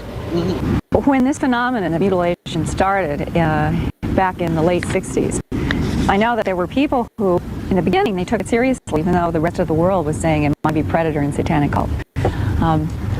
I guess I find myself in that unusual and unique position of also being one of those people who took the mutilation seriously enough to stick with it long enough that I have found myself becoming an authority in an area that I never would have suspected, the mutilation of animals worldwide. But the carcasses themselves are one of the biggest single bodies of evidence that something highly unusual is taking place on this planet. Mutilations have continued every year in my files.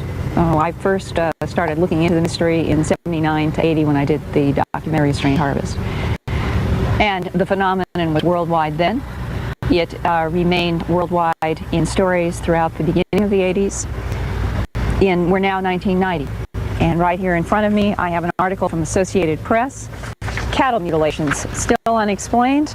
This is dated August 19th, 1990, Vicksburg Sunday Post, Vicksburg, Mississippi. Here is a story about two mutilations in a little teeny place in Mississippi called Guntown. This is 1990. This is right now. One of them, and I talked with the veterinarian, a veterinarian named McMillan in Guntown, quote, a 500-pound heifer was found in early July with the left ear and 18 inches of skin from its left rib cage cleanly severed.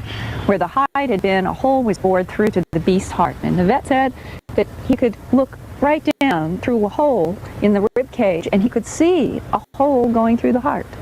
Do we have any technology that could do that kind of a... Maybe lasers. There you go. Maybe lasers. Wow. Crazy, crazy, crazy. So she became a expert in the field of mutilated animals worldwide. Wow. Quickly gonna do Mayweather. Let's quickly do Mayweather. I know why. I know what's wrong with him. Why is he getting involved in such? You know, he had an altercation in London. And he's made some remarks about his stance with the conflict, and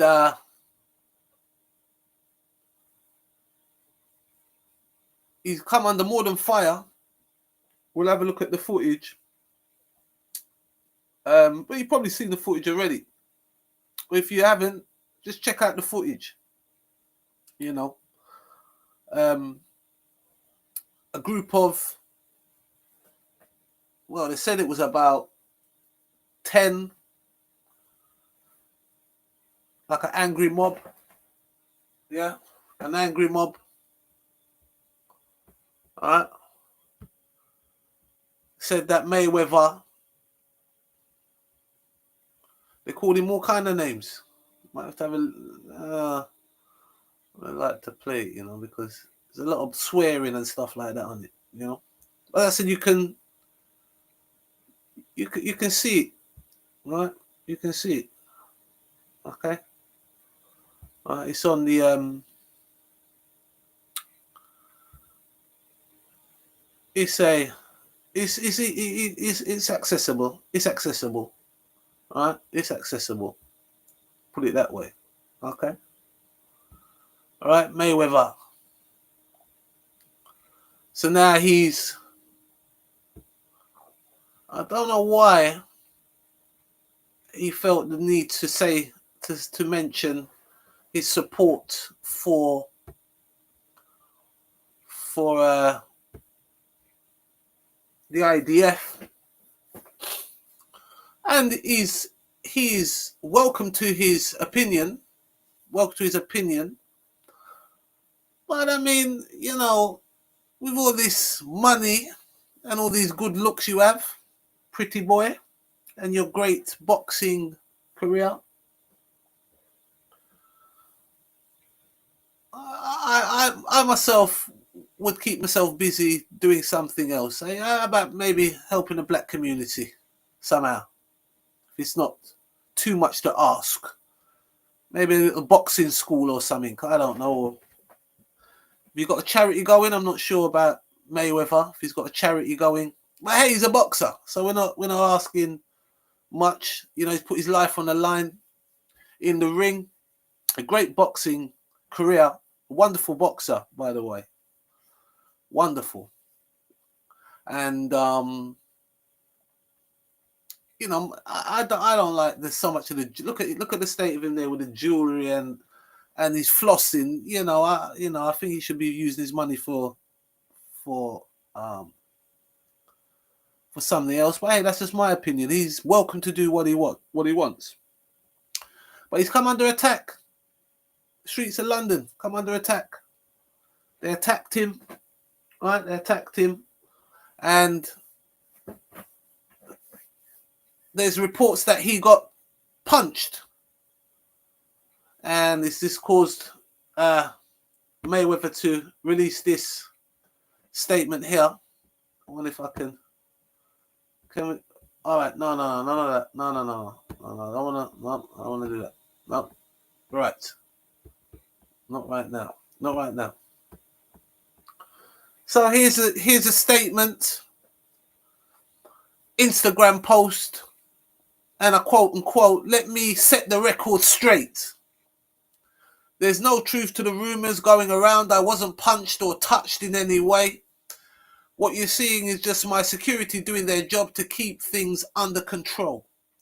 I was in the UK for a quick 40-hour stop to do some shopping.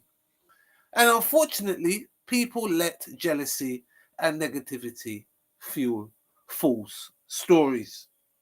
I'm perfectly fine. And there's really nothing more to it."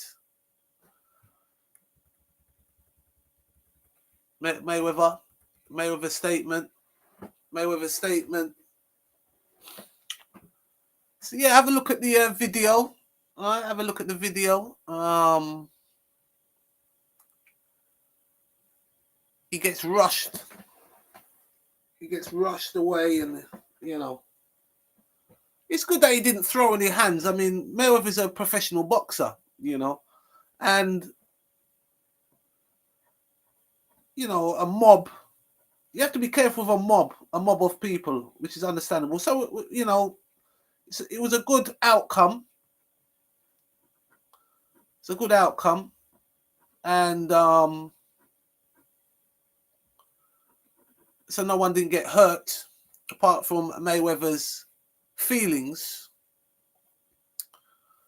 Well, why don't he just, you got 48 hours, you're coming to, all that, and just, be Mayweather, be, flossing and spending your money. Maybe leave the Israel situation alone. And I think he's doubled down. He's doubled down on it. So it's something that he feels the need to say. Why, I don't know. Why I don't know. So maybe we can see some Mayweather t-shirts being worn in pro-Israeli demonstrations, and you may see an effigy of Mayweather and his t-shirts being doused with petrol on the streets of London and burnt to a cinder. Believe it or not, Ripley. Tarot cards coming up, people.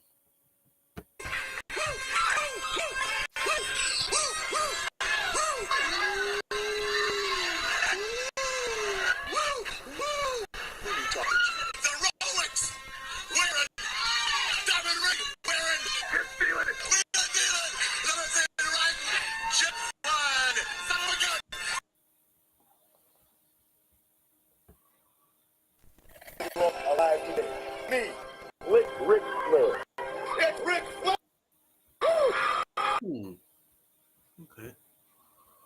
Tarot cards coming up.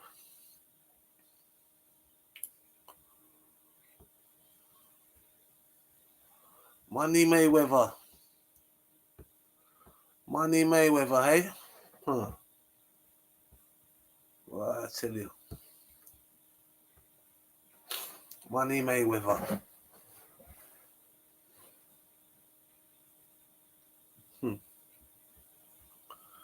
Well, I never.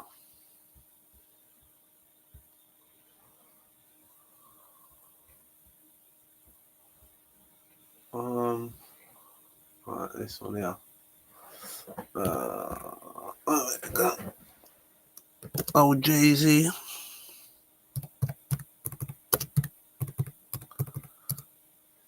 What? Jay-Z. Here's another one now. Jay-Z. Right. Jay-Z, Huh? Right? Target the cards out on him. You're too bloody right, yes? What do you mean? Expose it listen. So I presume we don't have to say much about Jay-Z with all what's going on. But as you can see, if you type in Jay-Z right at the moment, you're gonna have allegations, right? Allegations, right, from an accuser, right? From an accuser.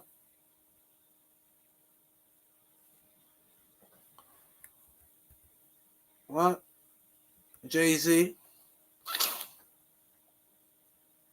A serious accusation as well. Serious, sick accusation. I told my uncle today, he said that he wanted to, you know, made him feel to throw. I had to stop telling him. He said, no, stop. A bit like myself. It disgusts me so much that I don't even want to have no thoughts on that, you know, on such things.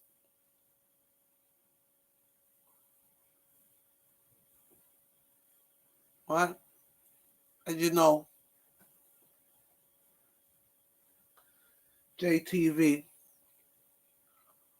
promotes the well-being of the youngsters, especially the early age. The early ages.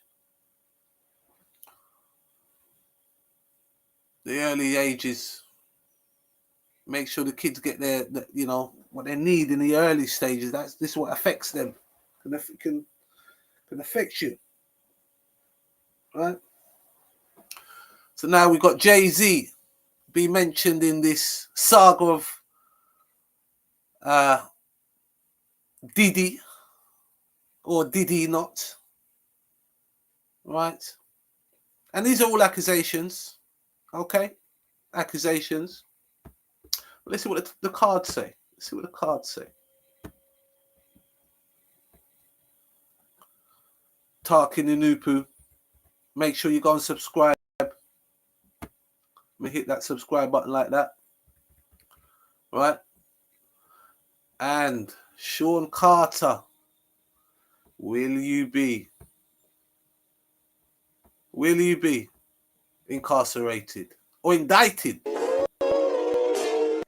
back and watch, people.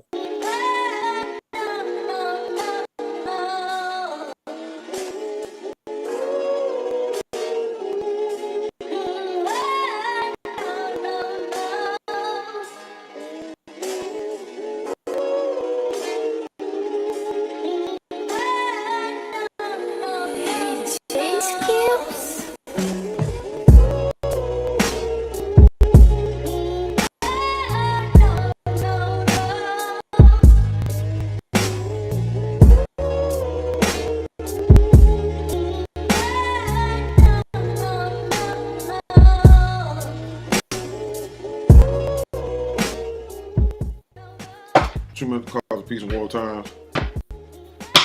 I'm your host, Tarkin Inupu, and I'm back with another reading. This is a kind of a follow-up to my famous people's reading. I think I did 1 and 2, so this is part 3. My wife did a video on I think Jay-Z and Beyonce, mostly on her. J-Lo and some other ones, but recently Jay-Z's been hit with a lawsuit of rape. So plus some other things which y'all have heard. So the question we want to ask is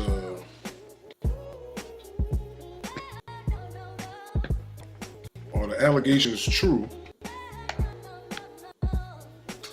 Are the allegations true of what Jay-Z is being accused of back in 2000 with that 13-year-old? So that's what we want to know is, okay, we got one card come up. This is true. Okay, we got time. That came up. I'll show you that. Okay, we got 3. So when they flip.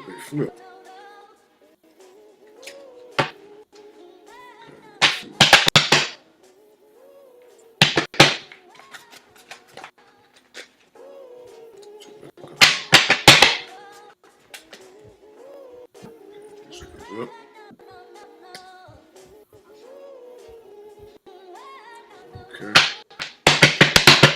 So I got 4 so far. All right. So the first card is 8 ether card in the upright. So on my 7, 8, 9. What's that? 8 ether. Chemical card. Ether cards are freedom cards. These are life cards. All right. So now, what we're hearing about is that true, what they're saying in the media about what him and Sean Combs did back in about 24 years ago. So this is freedom. So we know that the information is coming out. So we know that this 8 ether card is dealing with freedom. All right. So it says lesser form of non-ether combined gas exists for 24 million years, existing in the top half of existing past card. Its energies are here now to help the black race and all oppressed people work with Aquarius, Uranus, disruptive energy to release people from evil. See, that's what it says right at the bottom on my fingers. To release people from evil. So this is a free at the bottom on my fingers. To release people from evil. So this is a free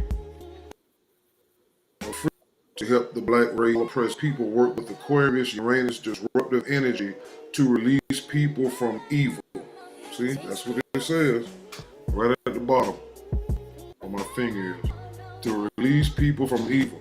So this is a freedom card because somebody's been trapped in this trauma all this time. So the next card I got is the Nehehe card. It's the time card, and it's in the right. It's facing to the right. Right. This is the time card. So it's basically saying it's a positive. It's a challenge, but it's positive. And it says continuity of the existence of space and matter, the measure of all, the continuity of all, the age of all, variant, changeable matter for better in the upright. In the reverse, person, place, and thing begin to decline in the existence slowly or swiftly by the same powers of time. So this case, whoever that victim is now getting the time to be free. Good. And then the time card says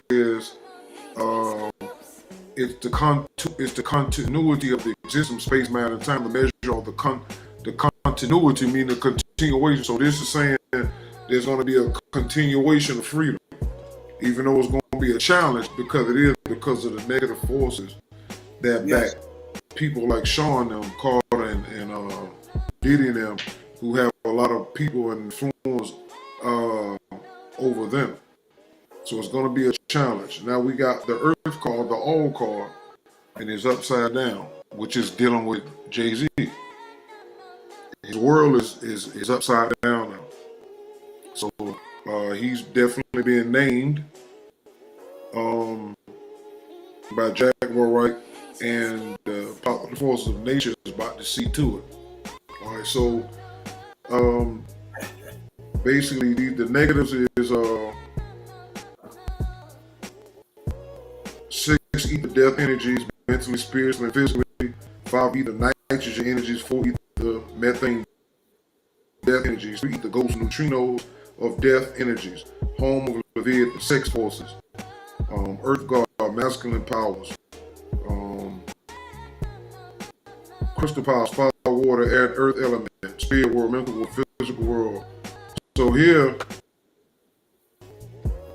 what's happening to Jigga is definitely about sex. So those things are all there, and it's rampant around the planet as well. So here we got the reverse orbs mental contact card in the upright, and it says negative spirit beings imitating the orbs, corrupt, ancient, and given. All right, teaching religion is positive.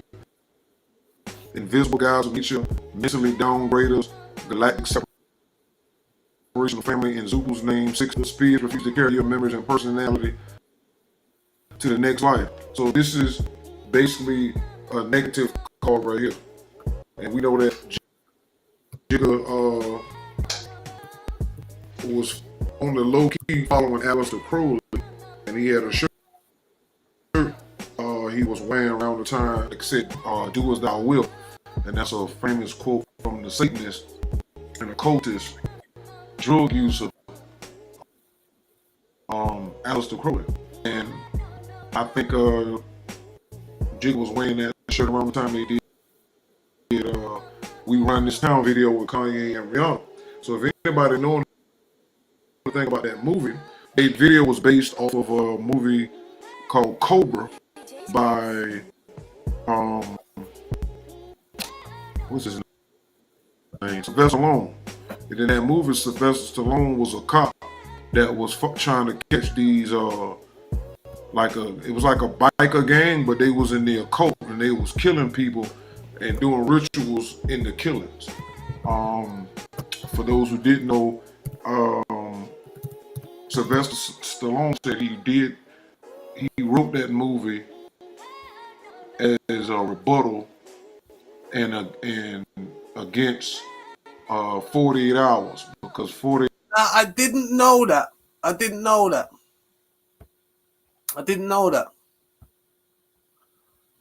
You know, my brother Tar there, you see. So look at this. He said about Jay-Z wearing the Aleister Crowley shirt. Now I don't really follow these, like I don't really follow them, but here you have it. Here you have it on your screen. What?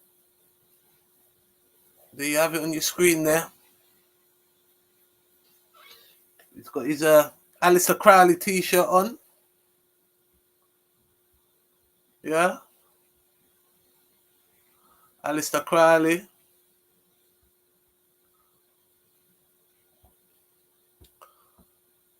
And also, it's a good time to check out the website of 59 News. Okay. Got the master teacher there, Afro Unu, the messenger of noon. And a moment of silence for a remembrance of Afro Unu. He was born on November 23rd, 1926, and sadly passed away May 3rd, 2011. Moment of silence.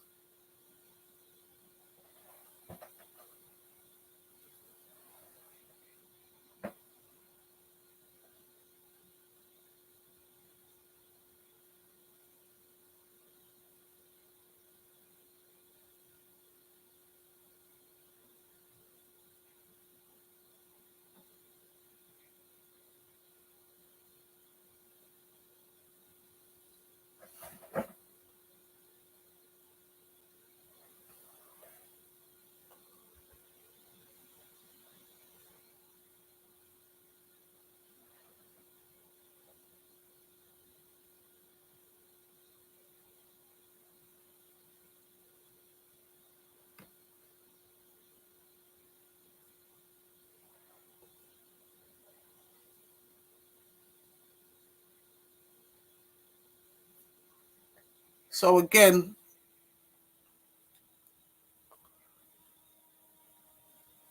come and have a look at this website here. You've got all the books of Afro Uno on this site here, which you can download and read.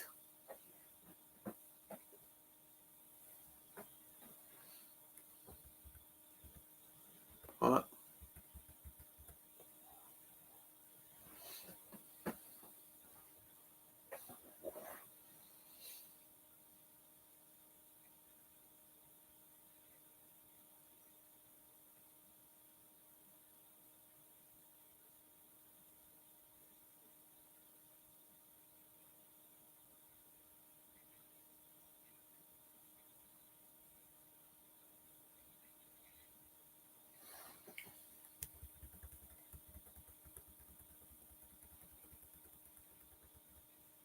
Okay. You can also get your tarot cards over here. Get your tarot cards, the Nubu tarot card deck, that what Tar's using. Yeah. And all the cards, as you can see, I mean, they're meticulously done. So you have your tarot cards, but you've also got the information underneath. It's definitely a must-have. It's a must-have. It's a must-have.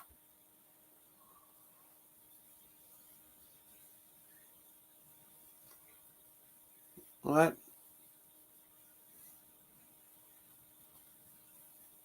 It's a must-have.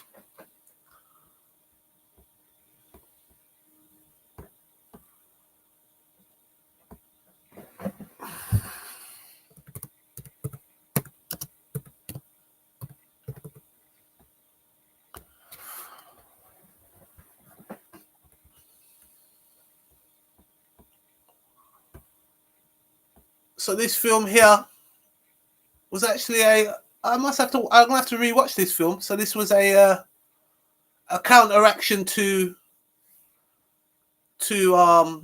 Another 48 Hours by Sylvester Stallone, the 1986 film. Okay. All right. Stallone, Cobra. Let's get back to the reading, people.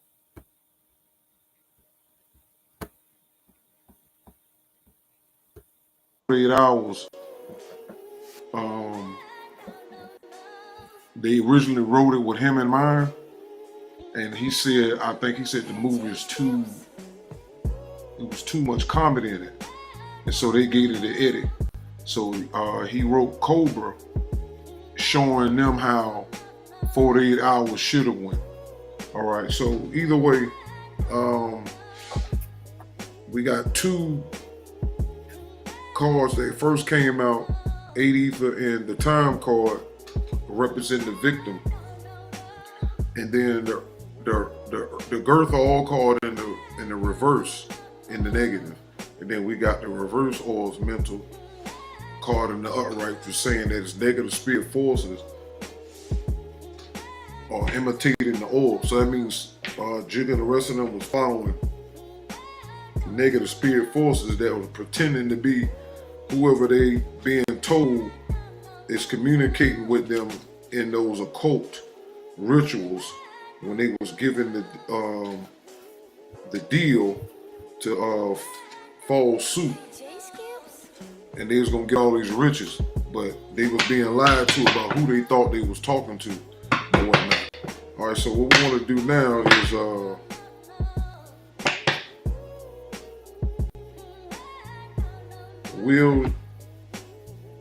will Jay-Z be indicted? Ooh. So this is it now.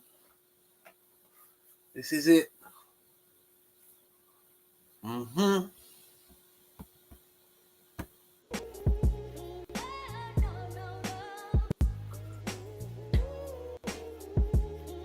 For this, will he be indicted on these crimes? Because they say it's more people to come, and the guy Busby, I think he got 240 people now that's come forward, because it was 120 they revealed by the time Diddy went into jail. Now they're saying that same lawyer got 120 more people that then came up out of the woodworks. So the question is, will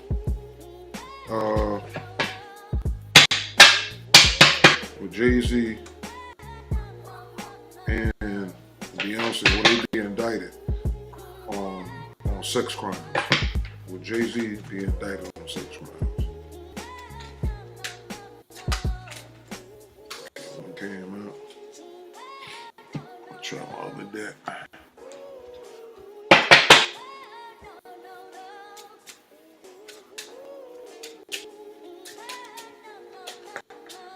Okay. That came out. Try my other deck.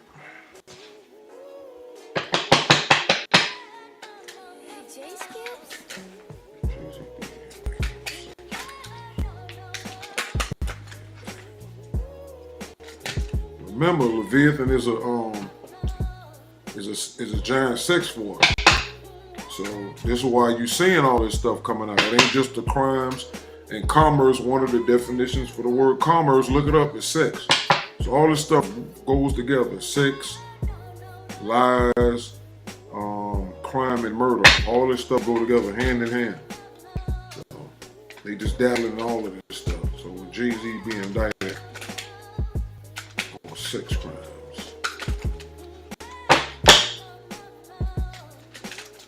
Jay-Z being indicted on sex crimes. Oh, so a lot trying to come out. Oh. Huh.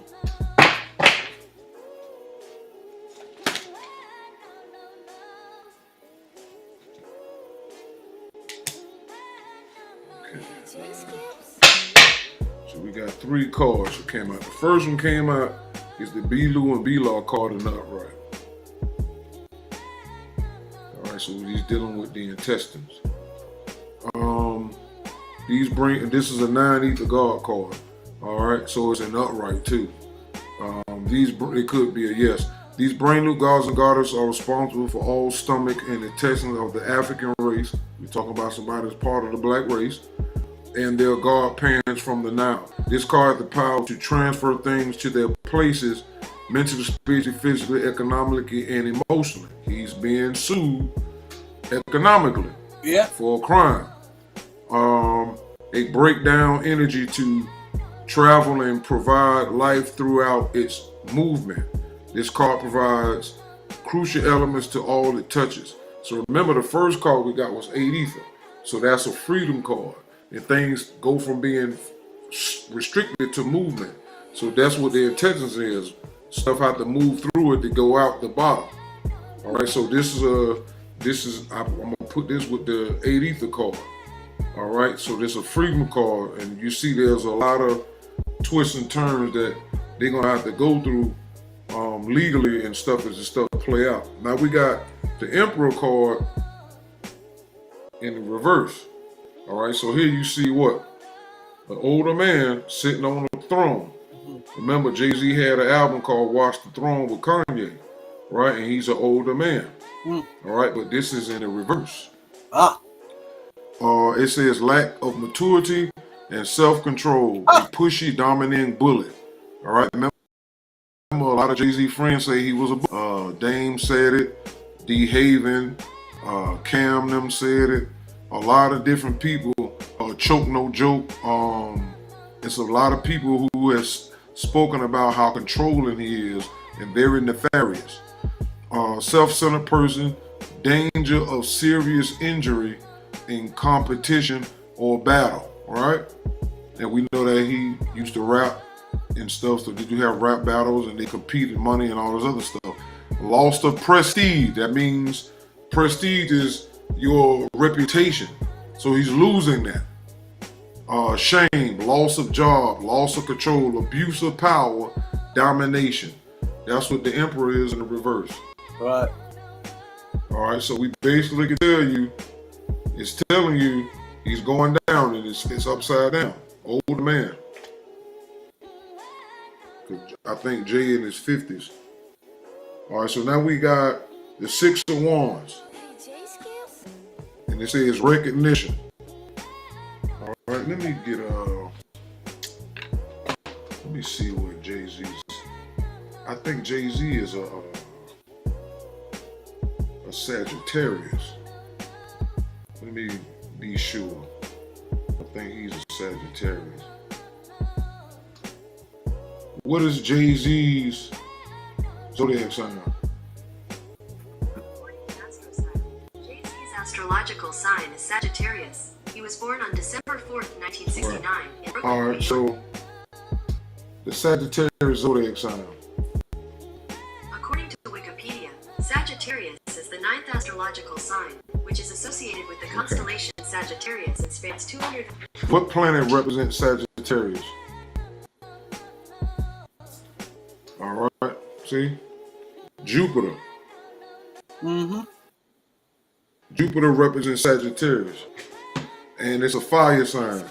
The Aries is represented by the planet Mars. There's a fire sign. And then here's Jupiter right here on the planet. And you got the Leo, fire sign. So there's confirmation that we're talking about a male, and it's a fire sign. So we got recognition in the upright. It says success, victory, winning, having the advantage, triumph, achievement, praise, acclaim, awards, recognition, applause, goodwill, fame, celebrity, fans, well-wishers, supporters, and crowds. So that's what he's been looking like since 1996 when he started winning. So he's riding around on a white horse. Remember, Beyonce did an album, I think, called Renaissance. Yeah. And she's sitting on made out of ice. So we got the 7 of wands representing fire and sex. And you can see there's a lot of that up here. Matter of fact, it's 6. And 6 is Latin word for sex. So this is basically telling you he's in trouble. All right, so what's going to be the...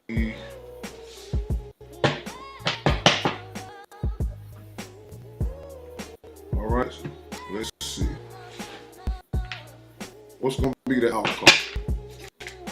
What's going to be the outcome, Jay-Z? Okay. We got the 9 of Pentacles upside down. Pentacles. Seen that one before.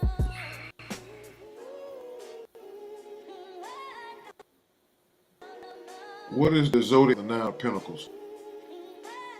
According to Cassandra, 9 of Pentacles is associated mostly with the constellation of Virgo, as Virgo. What's Beyonce's zodiac sign?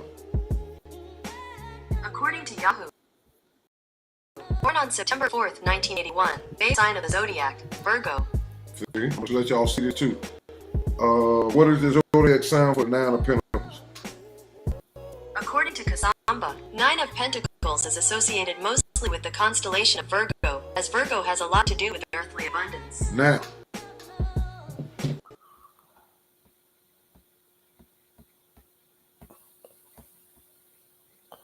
so you got your 9 of Pentacles.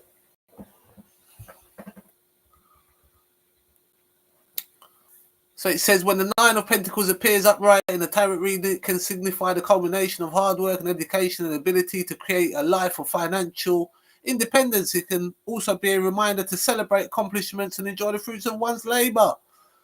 Image in the Rider-Waite tarot deck, the 9 of Pentacles depicts a woman wearing lavish clothing, standing in front of great bushes with a hawk on her hand and 9 coins behind her. And he said that you got the 9 of Pentacles can also suggest show restraint, self-control to achieve their best efforts, self-reliance, and a reminder to trust one's ability to handle a situation.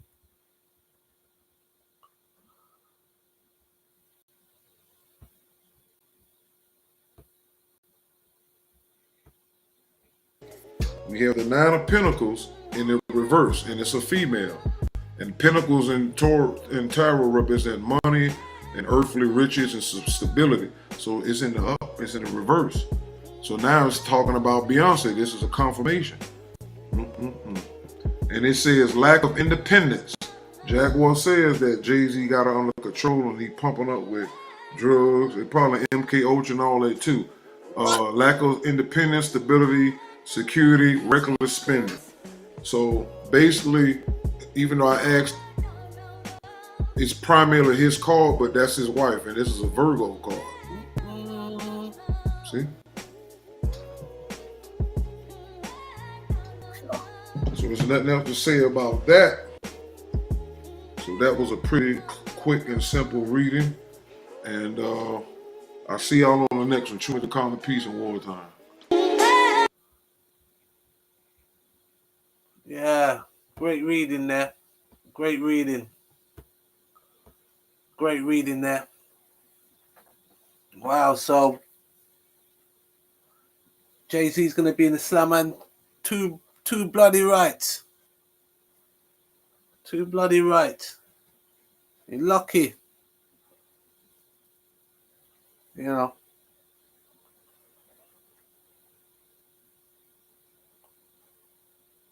Right? Such behavior. warrants punishment. You see? There's too much of this going on. And, you know, the damage has already been done, as they say. The damage has already been done. The damage has already been done. So shout out to Tarkinu Nupu. Yeah, man. And the Nunibu tarot card deck.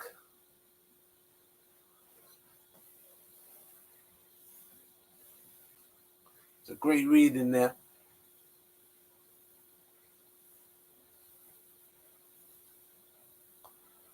So we're gonna move from one positive,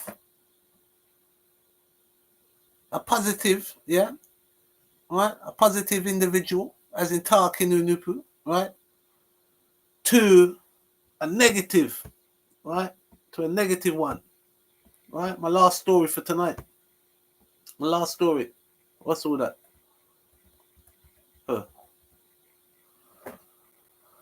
So a pastor of a controversial church, SPAC nation, shut down by government over fraud and allegations, right? SA allegations, leads 2,000 women on female equality march to number 10.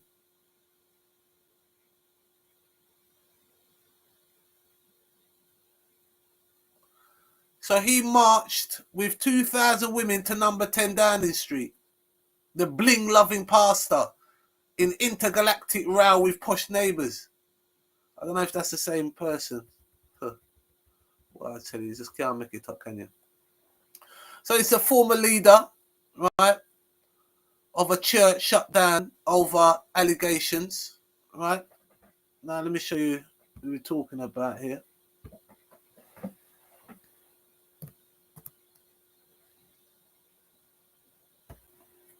Right? Show you a picture of him. Right.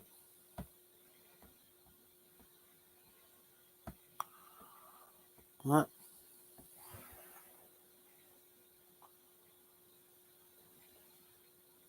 See if that's turned over there. Is that turned over?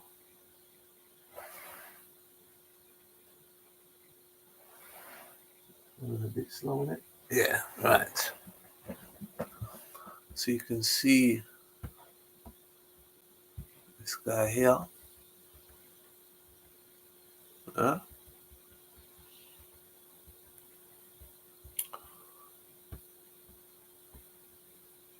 So the former leader of a church shut down over fraud allegation and whose members were accused of alleged SA has led a female equality walk to number 10. Nigerian pastor Toby Adegboyega, 43, who once coined the term offending in Fendi due to his designer wardrobe, escorted 2,000 women to Downing Street to submit a petition for girl-child's equality. I don't know what that means. What does that mean?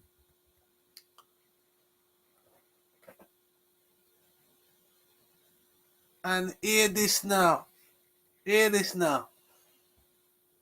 Right?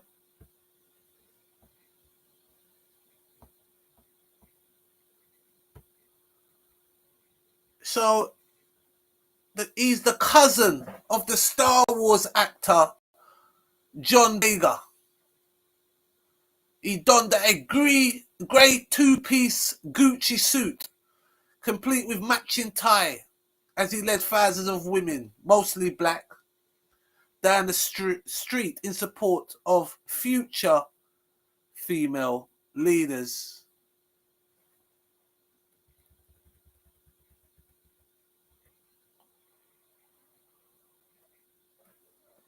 And his jovial appearance gave no indication of the troubles he's faced, though, Toby.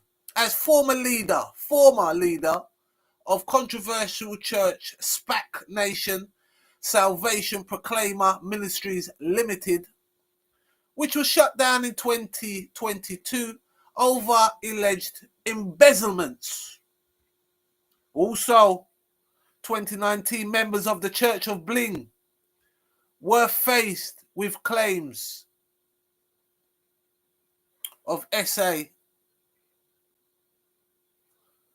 including one alleged complaint made by a teenage girl. And this man have the audacity to lead, and women following this man. And we have pictures covered up there. I think they're young, so it's good. Cover up their face, yes. All right? All right? Yes, cover up all the faces of the young ones. A female equality.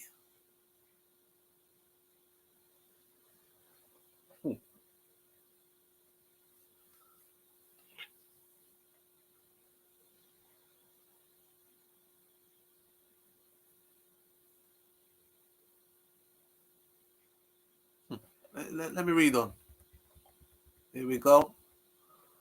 So he's dressed like a Christmas present there. Okay. Dressed like a Christmas present.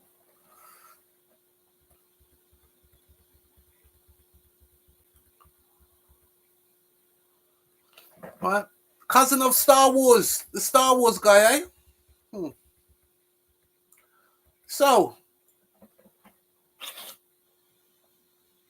So he's talking about female empowerment. Right. Shared on Instagram. He wrote, leading ladies and girls. Today was the ladies' walk. So he said him and himself, Lucy, and the female leaders led a march on to number 10. We marched to submit a petition for the girl-child equality. Some of the men also came to support. We once again demonstrated our street power.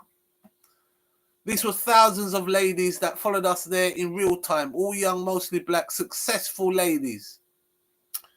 We have evolved. You can judge for yourself if we are relevant to the community and the nation or not. So he then described the church movement during the walk, adding that the march had begun after the church before heading straight to the famous Westminster office and back. So he's a husband, father, hinted at his efforts to keep this event message as simple as possible. He said, remember, no influencer, no public announcement, just us. Right? All right, so he's flanked by women there, so he's got his support there. Yeah. Will these women be in support if he's found guilty, or? Well, I presume that they're going to say no. You know, he didn't do it. Successful. Quotation marks. I don't know who's judging the success there, but to themselves and to Toby, they're very successful. So this is the look of successful black women in the UK. Yeah. Right. Right. Right. So you've got. Right. So you've got momentum there, and right. Right. And he's unveiled a plan to donate 5,000 a day to businesses and the needy. Okay, so he's giving away money. What better way to get support from people, eh? Getting the car door open for himself. Nice flashy car there. Yeah. All right. All right. So, however, his ostentatious ways have not only raised eyebrows over the years, but have also been a cause for concern. So he's known as Pastor Toby, right? And he's built a reputation as a celebrity and an influencer, right? Boasting over 400,000 followers on Instagram, mingling with music stars like Davido and Wizkid. He turned heads 2022 when he gifted Davidow's now wife Chelma a brown crocodile skin Hermes Birkin bag, rumoured to cost £80,000.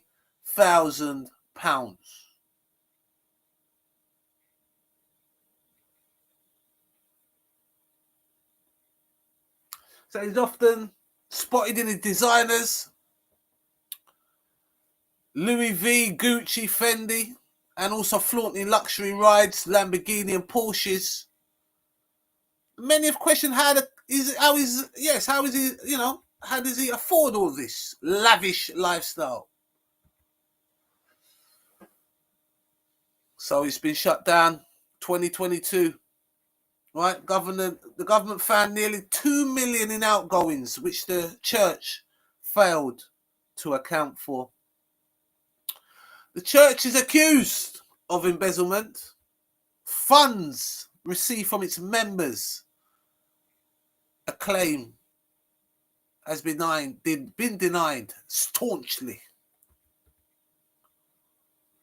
So he's also faced allegations from dozens of ex-worshippers who claimed they were forced to take out bank loans and hand over thousands of pounds to the fund the church's lavish spending. Look at him. Look at this geezer. Look at him. Look at this. You mean to say you're going to a church, right? And your pastor's dressed so lavishly, and you go in your pocket and you put money in their collection tin?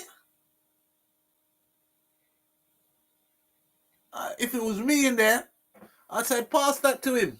The one up there, that pastor, give it to Toby. Tell him to put some money in there for me.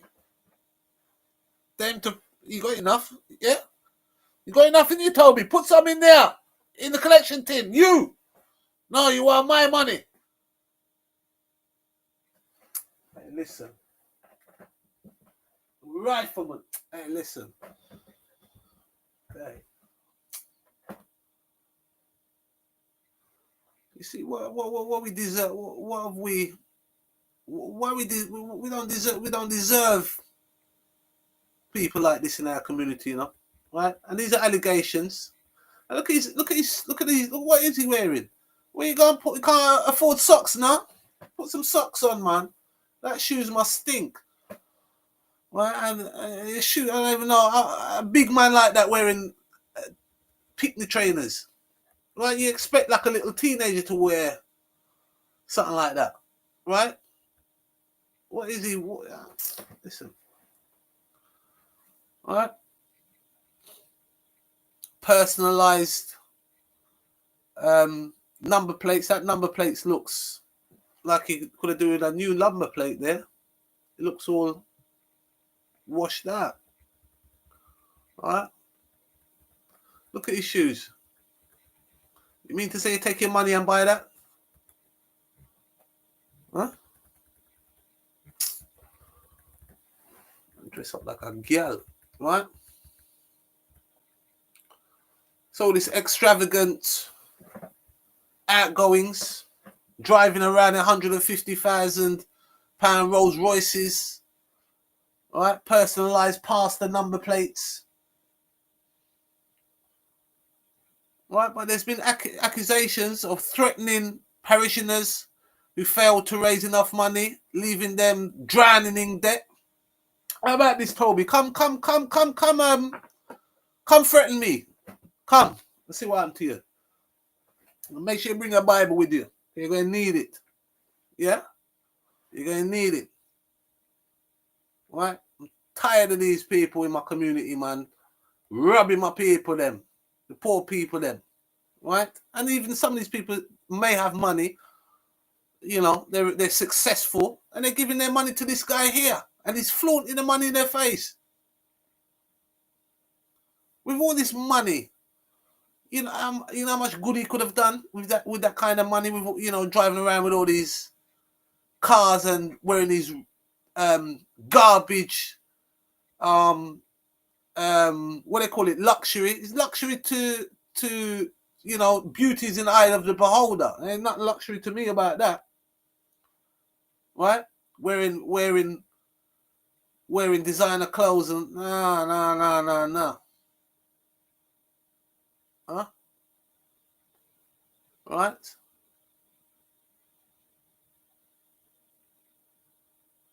Right?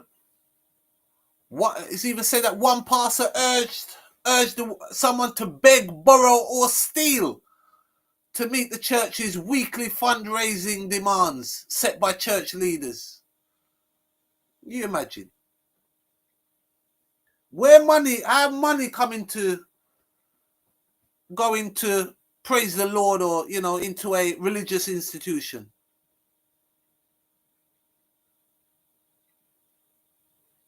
Right?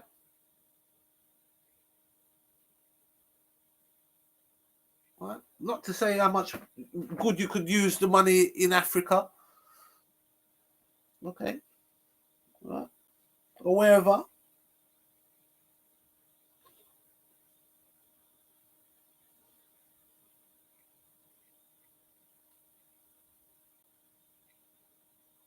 If it's true, shame on you.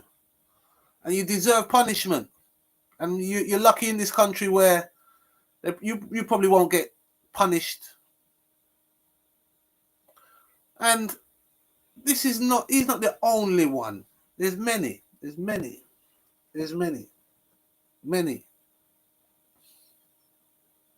Right? But his church's been closed down, so that's a step forward for me. Right? So they must have done something wrong. Okay. And Labour MP Steve Reid, the Shadow Children's Minister, he told the Mail on Sunday the allegations he has received from about SPAC Nation was from vulnerable young people are truly disturbing. Victims are saying it is run like a cult. Steve Reid wants a full investigation. We have Scotland Yard reviewing the complaints against the church. So Toby, born in Abadan, Nigeria, in 1980, right? Came to Britain in 2005. And he's living somewhere in Surrey in a £2.5 million house. Yeah? Right? And we've got the church welcomed around 1,000 weekly worshippers at raucous services held in hotel conferences, and claimed 55% of its congregation were ex-gang members. Ex-gang members, right? Ex-gang members. They'll be knocking at my door soon, won't they? Huh. Right? Ex-gang members. Right? So you had a BBC documentary in 2018 and has been lauded by the police and Tory Labour politicians. Right? So Toby was invited to meet officials at Downing Street and attend a Tory party conference in 2019, where he sat in the row behind ministers, and he also called London Mayor Sadiq Khan a friend of the church. Rifleman!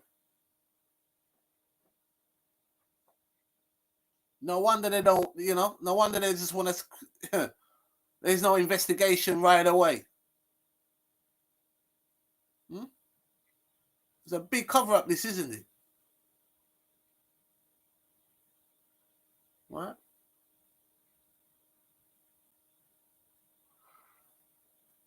And we also got the similar patterns. Right, this is not just the spending or the acquiring of large amounts of money by leaders of these organizations. They then turn on to the congregation for their sexual desires. They may look into the congregation and see various ages, but for true predators, they like them young. Says here, teenage girls, right? Teenage girls have bravely come out and have said what they have faced at the controversial church, yeah?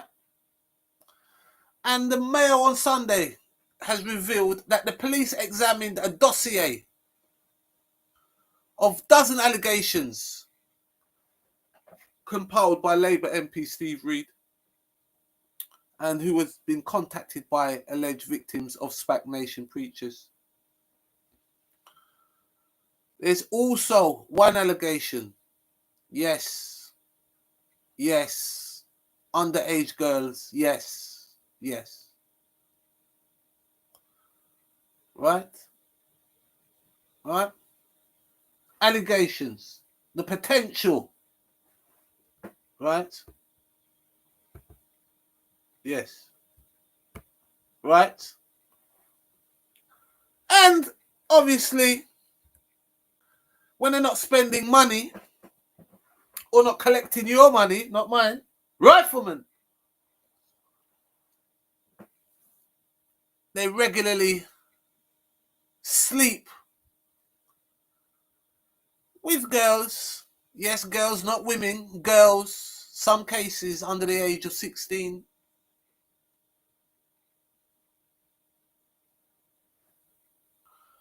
And we've got an MP for Croydon North. Alleged incidents are said to have happened in some of the 15 so-called trap houses, safe houses for former gang members run by the church across London. And I actually saw one of them where it was a total mess from what they from the damage, and they weren't even paying the rent. How about that? Well, why would you pay the rent if when you've got to? Is that the end of it? Yeah, look like that's the end of it there. That's the end of the. I think that's the end of it there. Yeah. Or is that read more? What's that one? What is this read? Oh no! I don't want that. Right. Yes, people. Right.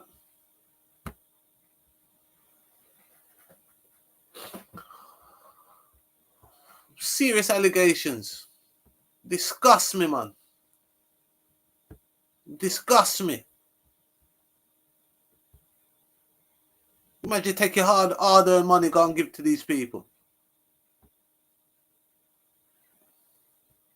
Disgust me, man.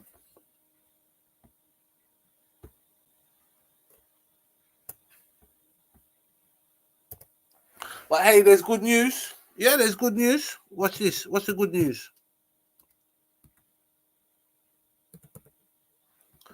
Right?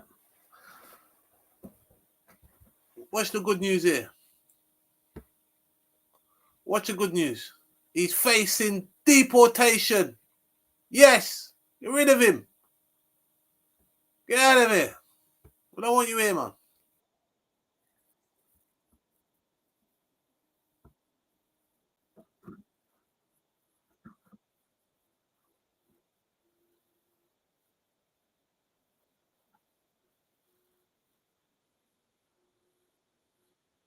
Yeah, probably because he's got all these friends up in the parliament there. Yeah? Right? Well, just by you spending all your money on lavish things, you should have been punished for that on that alone. That alone. No preacher's not supposed to be by lavish lifestyle. Lavish lifestyle where?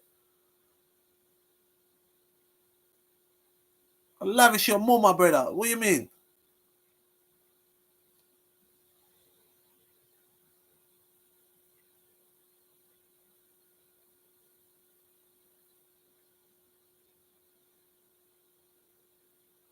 all over. That's why you don't see. That's why you see the black people can't have no money, because they give it away. If they're not buying luxury items or, following the fashion trends, they're going into the church with the cross on top. Yeah, right. The cross on top. Right. They go in there and then they take their money that they haven't got and give it to the church.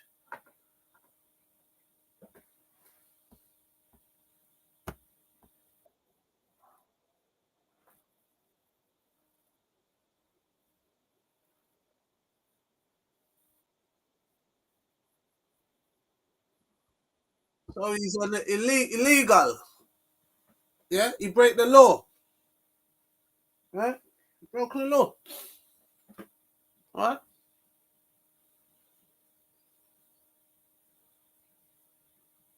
You see?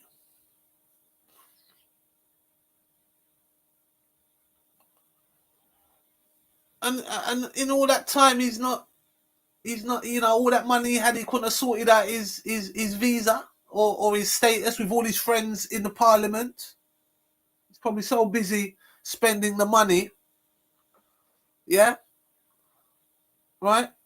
And got the congregation riding him, yeah, at night time. Yeah.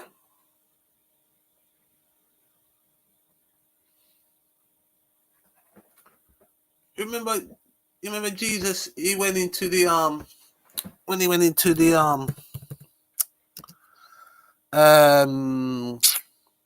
money changers. Right, where is he? He should have come down here, right? If he was ever here, you see? Yeah, you got the cleansing of the temple, yeah? Right? Cleansing of the temple. Right? So in this account, Jesus and his disciples travel to Jerusalem for Passover, where Jesus expels the merchants and consumers from the temple, accusing them of turning it into a den of thieves, a house of trades, through their commercial activities.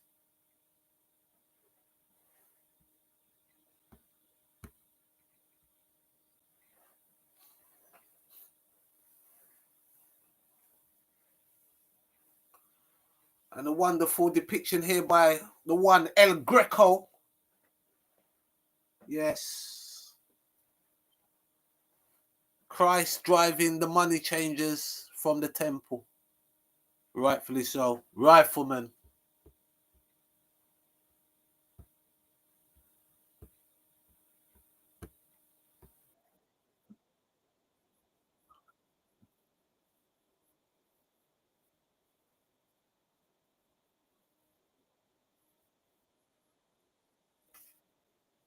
Watch his face. Look at his face.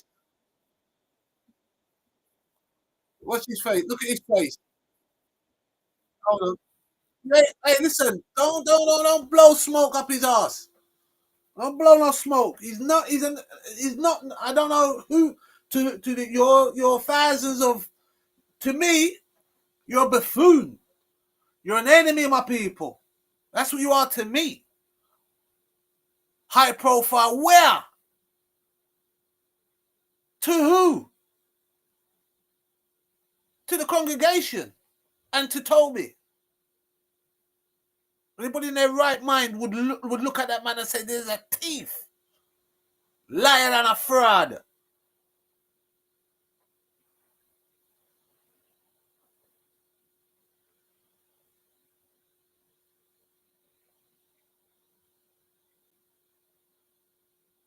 Now you must watch body language. Man, you can see the man is a liar, squirming in the chair. They shouldn't get by high profile. Listen, go back. I want to see his face. He's not high profile, man. Don't give him no. Watch it. Look. Look, watch here. Let me run it back. You see? Yeah.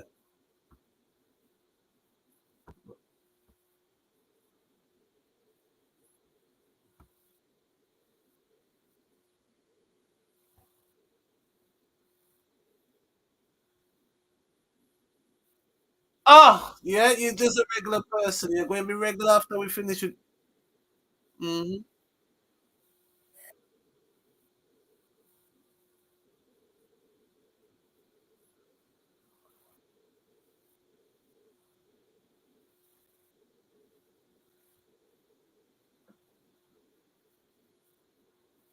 Yeah, you're still regular. Money and that don't mean nothing. You're still a regular. I don't know who you think you are.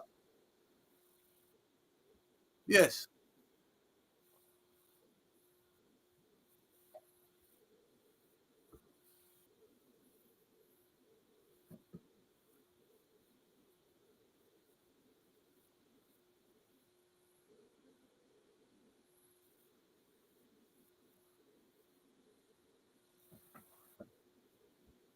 Did you see that? I'm sure that you know, when it's people are telling lies, they say that you look. Let me check that quickly. Right.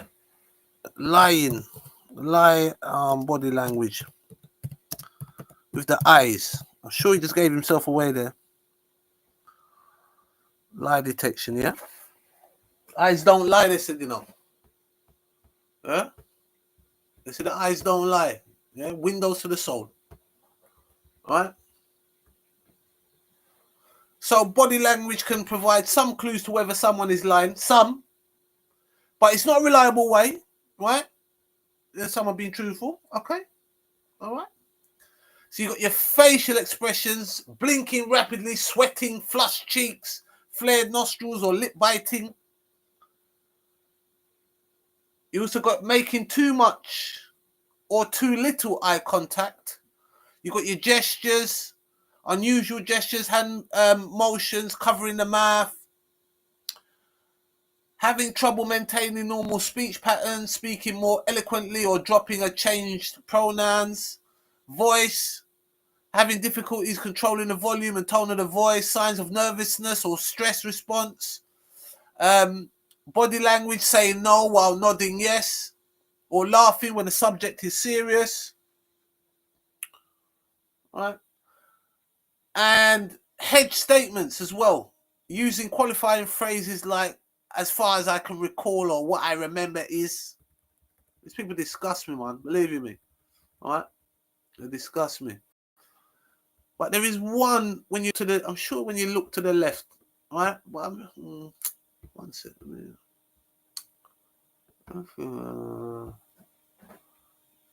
Uh-huh. Right, so there you go. There's a few there. There's a few there. Let's see. Eye direction. All right. Kinesthetic. I don't know what that means. Kinesthetic. There's one there. Right. Kinesthetic. Let me check that one. What's kinesthetic? Kinesthetic. Kinesthetic.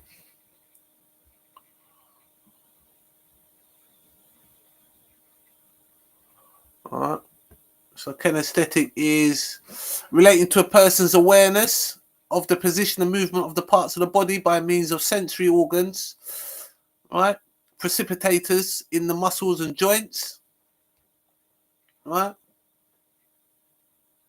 Okay.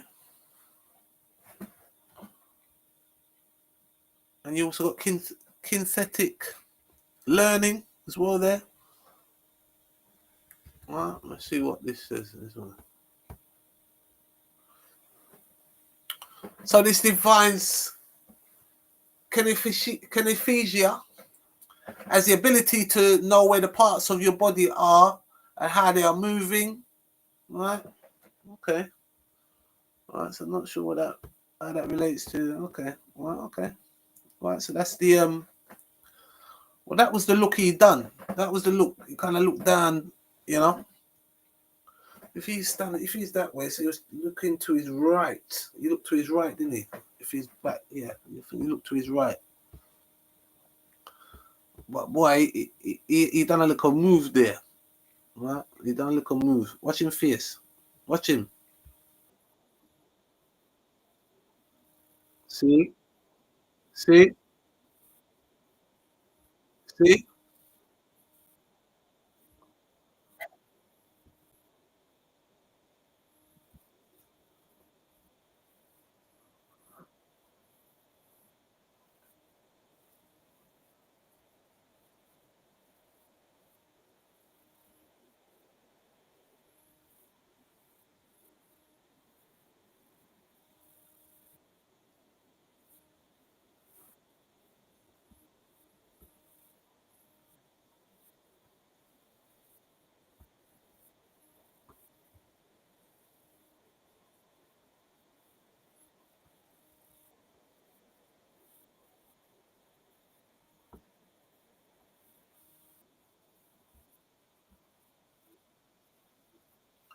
You lose track of time. I mean, come on, this is a man that's, spearheading female empowerment, spearheading an organization.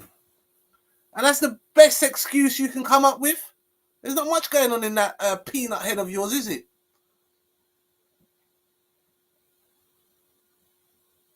Well, to dress like that and to spend your money how you're spending it, right? And then to think that you're going to get away with such acts. Listen, right? Watch this guy here.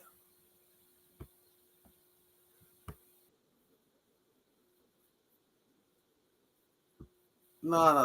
So he's all blaming his family. How are you a boy at 25 years old? 25 years old.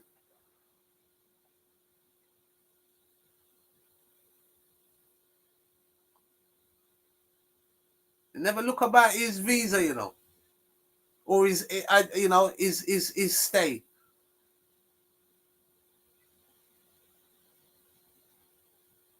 Now the man blaming his family.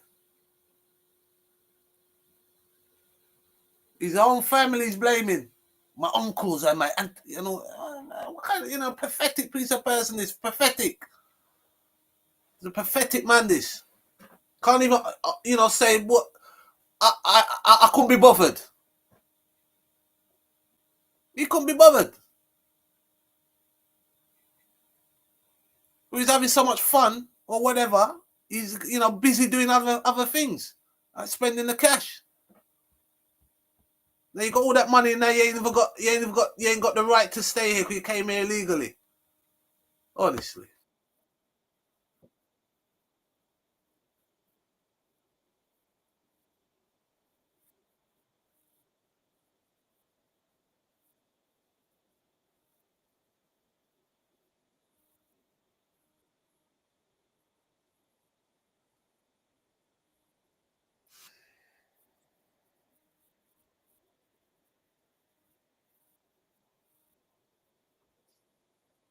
Nah, people are gonna be killing themselves because SPAC Nation has gone. This man not right in the head, I don't know what he's been eating. Maybe too much front. Must be eating too much of their congregation. Yeah? Right? The juice has got him all messed up. Well, the money does that to you. Turn you full.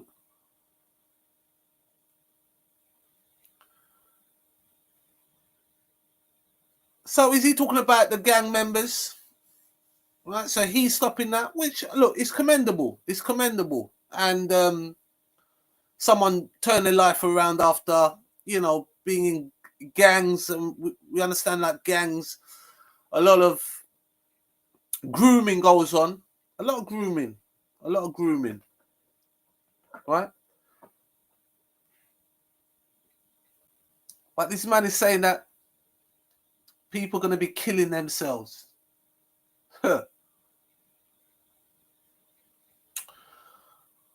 Well, I'm not sure how long SPAC Nation was going on, but the killings has still been going on. Maybe not from your congregation members, but you never know. Okay, you never know, because if you're behaving in that way, then you imagine how the congregation could be behaving, and we know what they're like. Yeah, a lot of the congregation people, then right? It's all a front. You see, right? They'll be Bible bashing you, right? Right? And be doing all kind of sinful acts.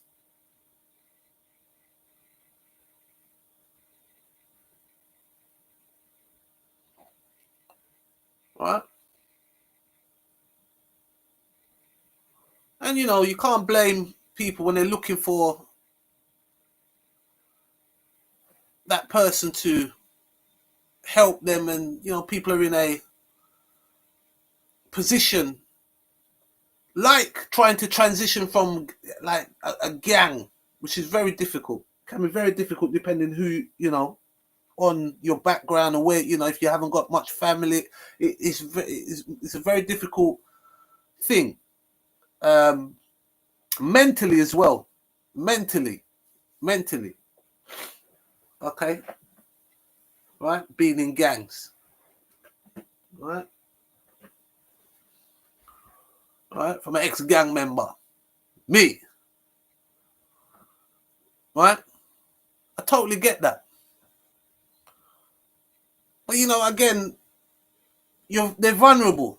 You see, these people focus on vulnerable people all the time. Their whole organization's based on vulnerable, and selling you some sort of dream, selling you some sort of relief from your current situation.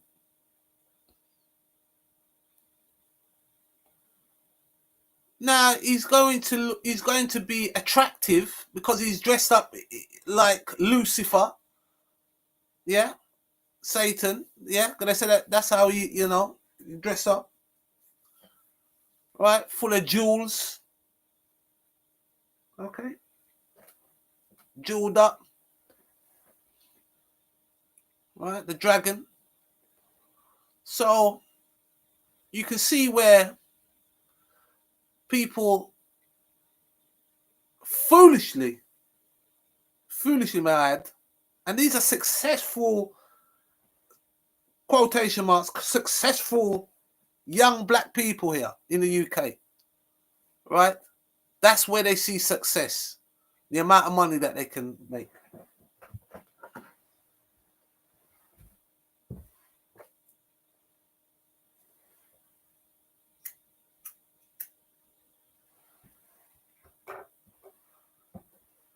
That's where they see the success. You see? But now they're trying to mix that with a church. I mean, come on. And look, this is nothing new. This won't be the first, and it won't be the last. Not new. This is something that's been played out by now. That's why I get so tired of it. Here we go again. Right? But this spell is very strong. It's a very strong spell being casted on these people. And I hope they they get some, I don't know if they, they hope they move forward, but I doubt it very much. These people are brain dead. There's no help for them.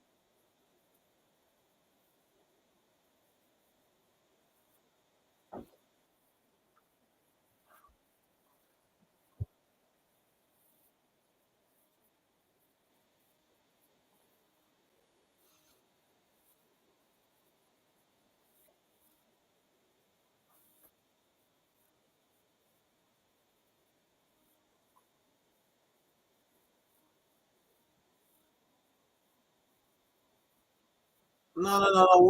We wanna hear what we don't want to hear from them. We want to hear about. Don't deflect again. Yeah.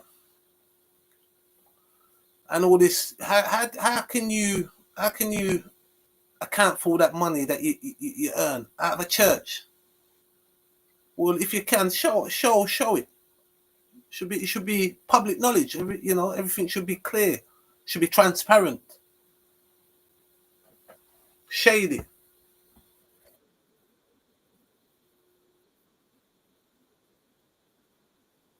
So now he's saying, right, there he's going, oh, you see, this is the sort of character he is, not about a con man, not about a con man, right? He's now trying to turn it round and say if he have 30 people out of 1,000, don't matter, even if it's one person, should be none. No one should be in your organization, right? So, basically these people now are thrown to the wolves. You imagine, and you got gang members and all kind of, you imagine all kind of stuff what is going on in that organization, right? People in fear for their life. You imagine, right?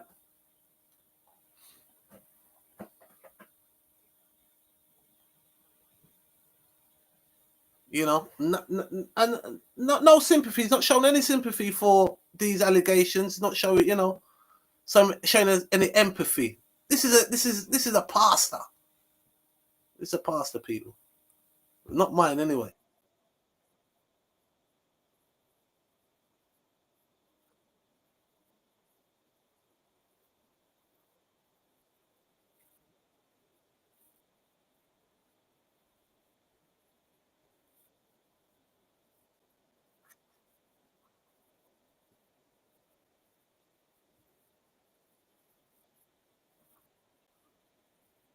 Like they're gonna come forward. Like they're gonna come forward with all your gang members there. You know what I mean, right? Ready to pay them a visit after church service.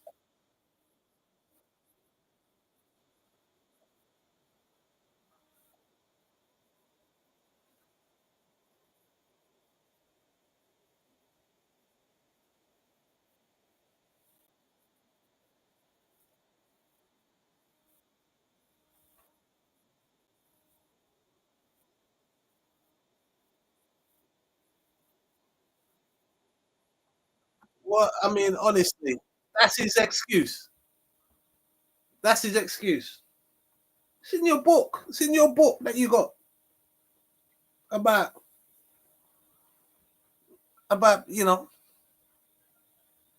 right, right. They said that it's easier for a camel to go through the eye of a needle than a rich man to walk through the gates of heaven. It's in the book. But no. You see, money is their thing. You see, they want to mix it up with worship. That's the true. That's what they're really worshipping here is money. If this man was broke, none of them would have been there. As he said, he was just a average person, right? So-called high profile. You should be ashamed of yourself. All the young sisters then that they've been preying on. Yeah, could even be their children. Some of these lot, they probably wouldn't even mind that. They probably, some of these women, they allow it.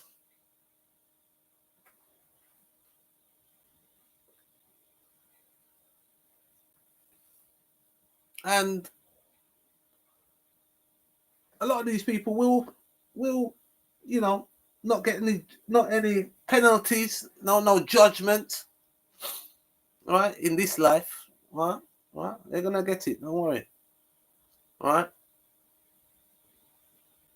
You have your own child and you're willing to sacrifice your own child because you're spellbound by Toby, the cousin of the Star Wars actor. and the man that sits behind MPs, and Sadiq Khan, a Muslim, the mayor of London, is his friend. Friend, you know. Yo, Sadiq, man, you trust me, I don't know what go on there, but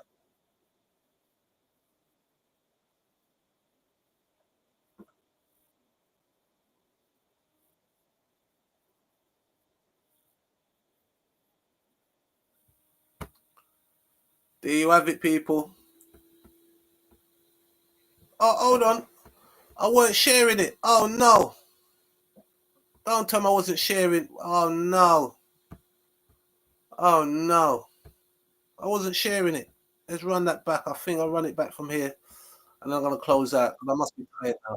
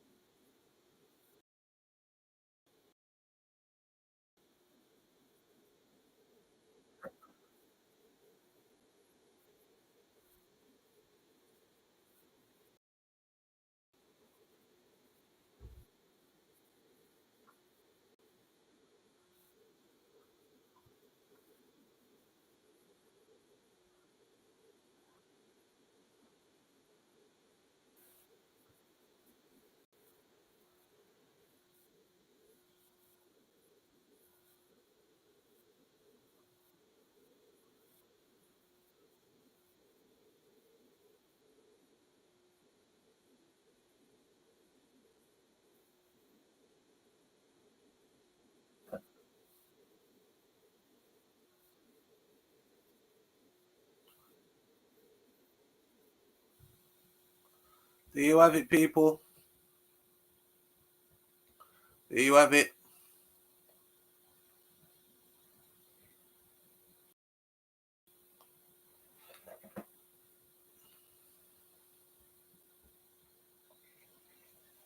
Yes, yes.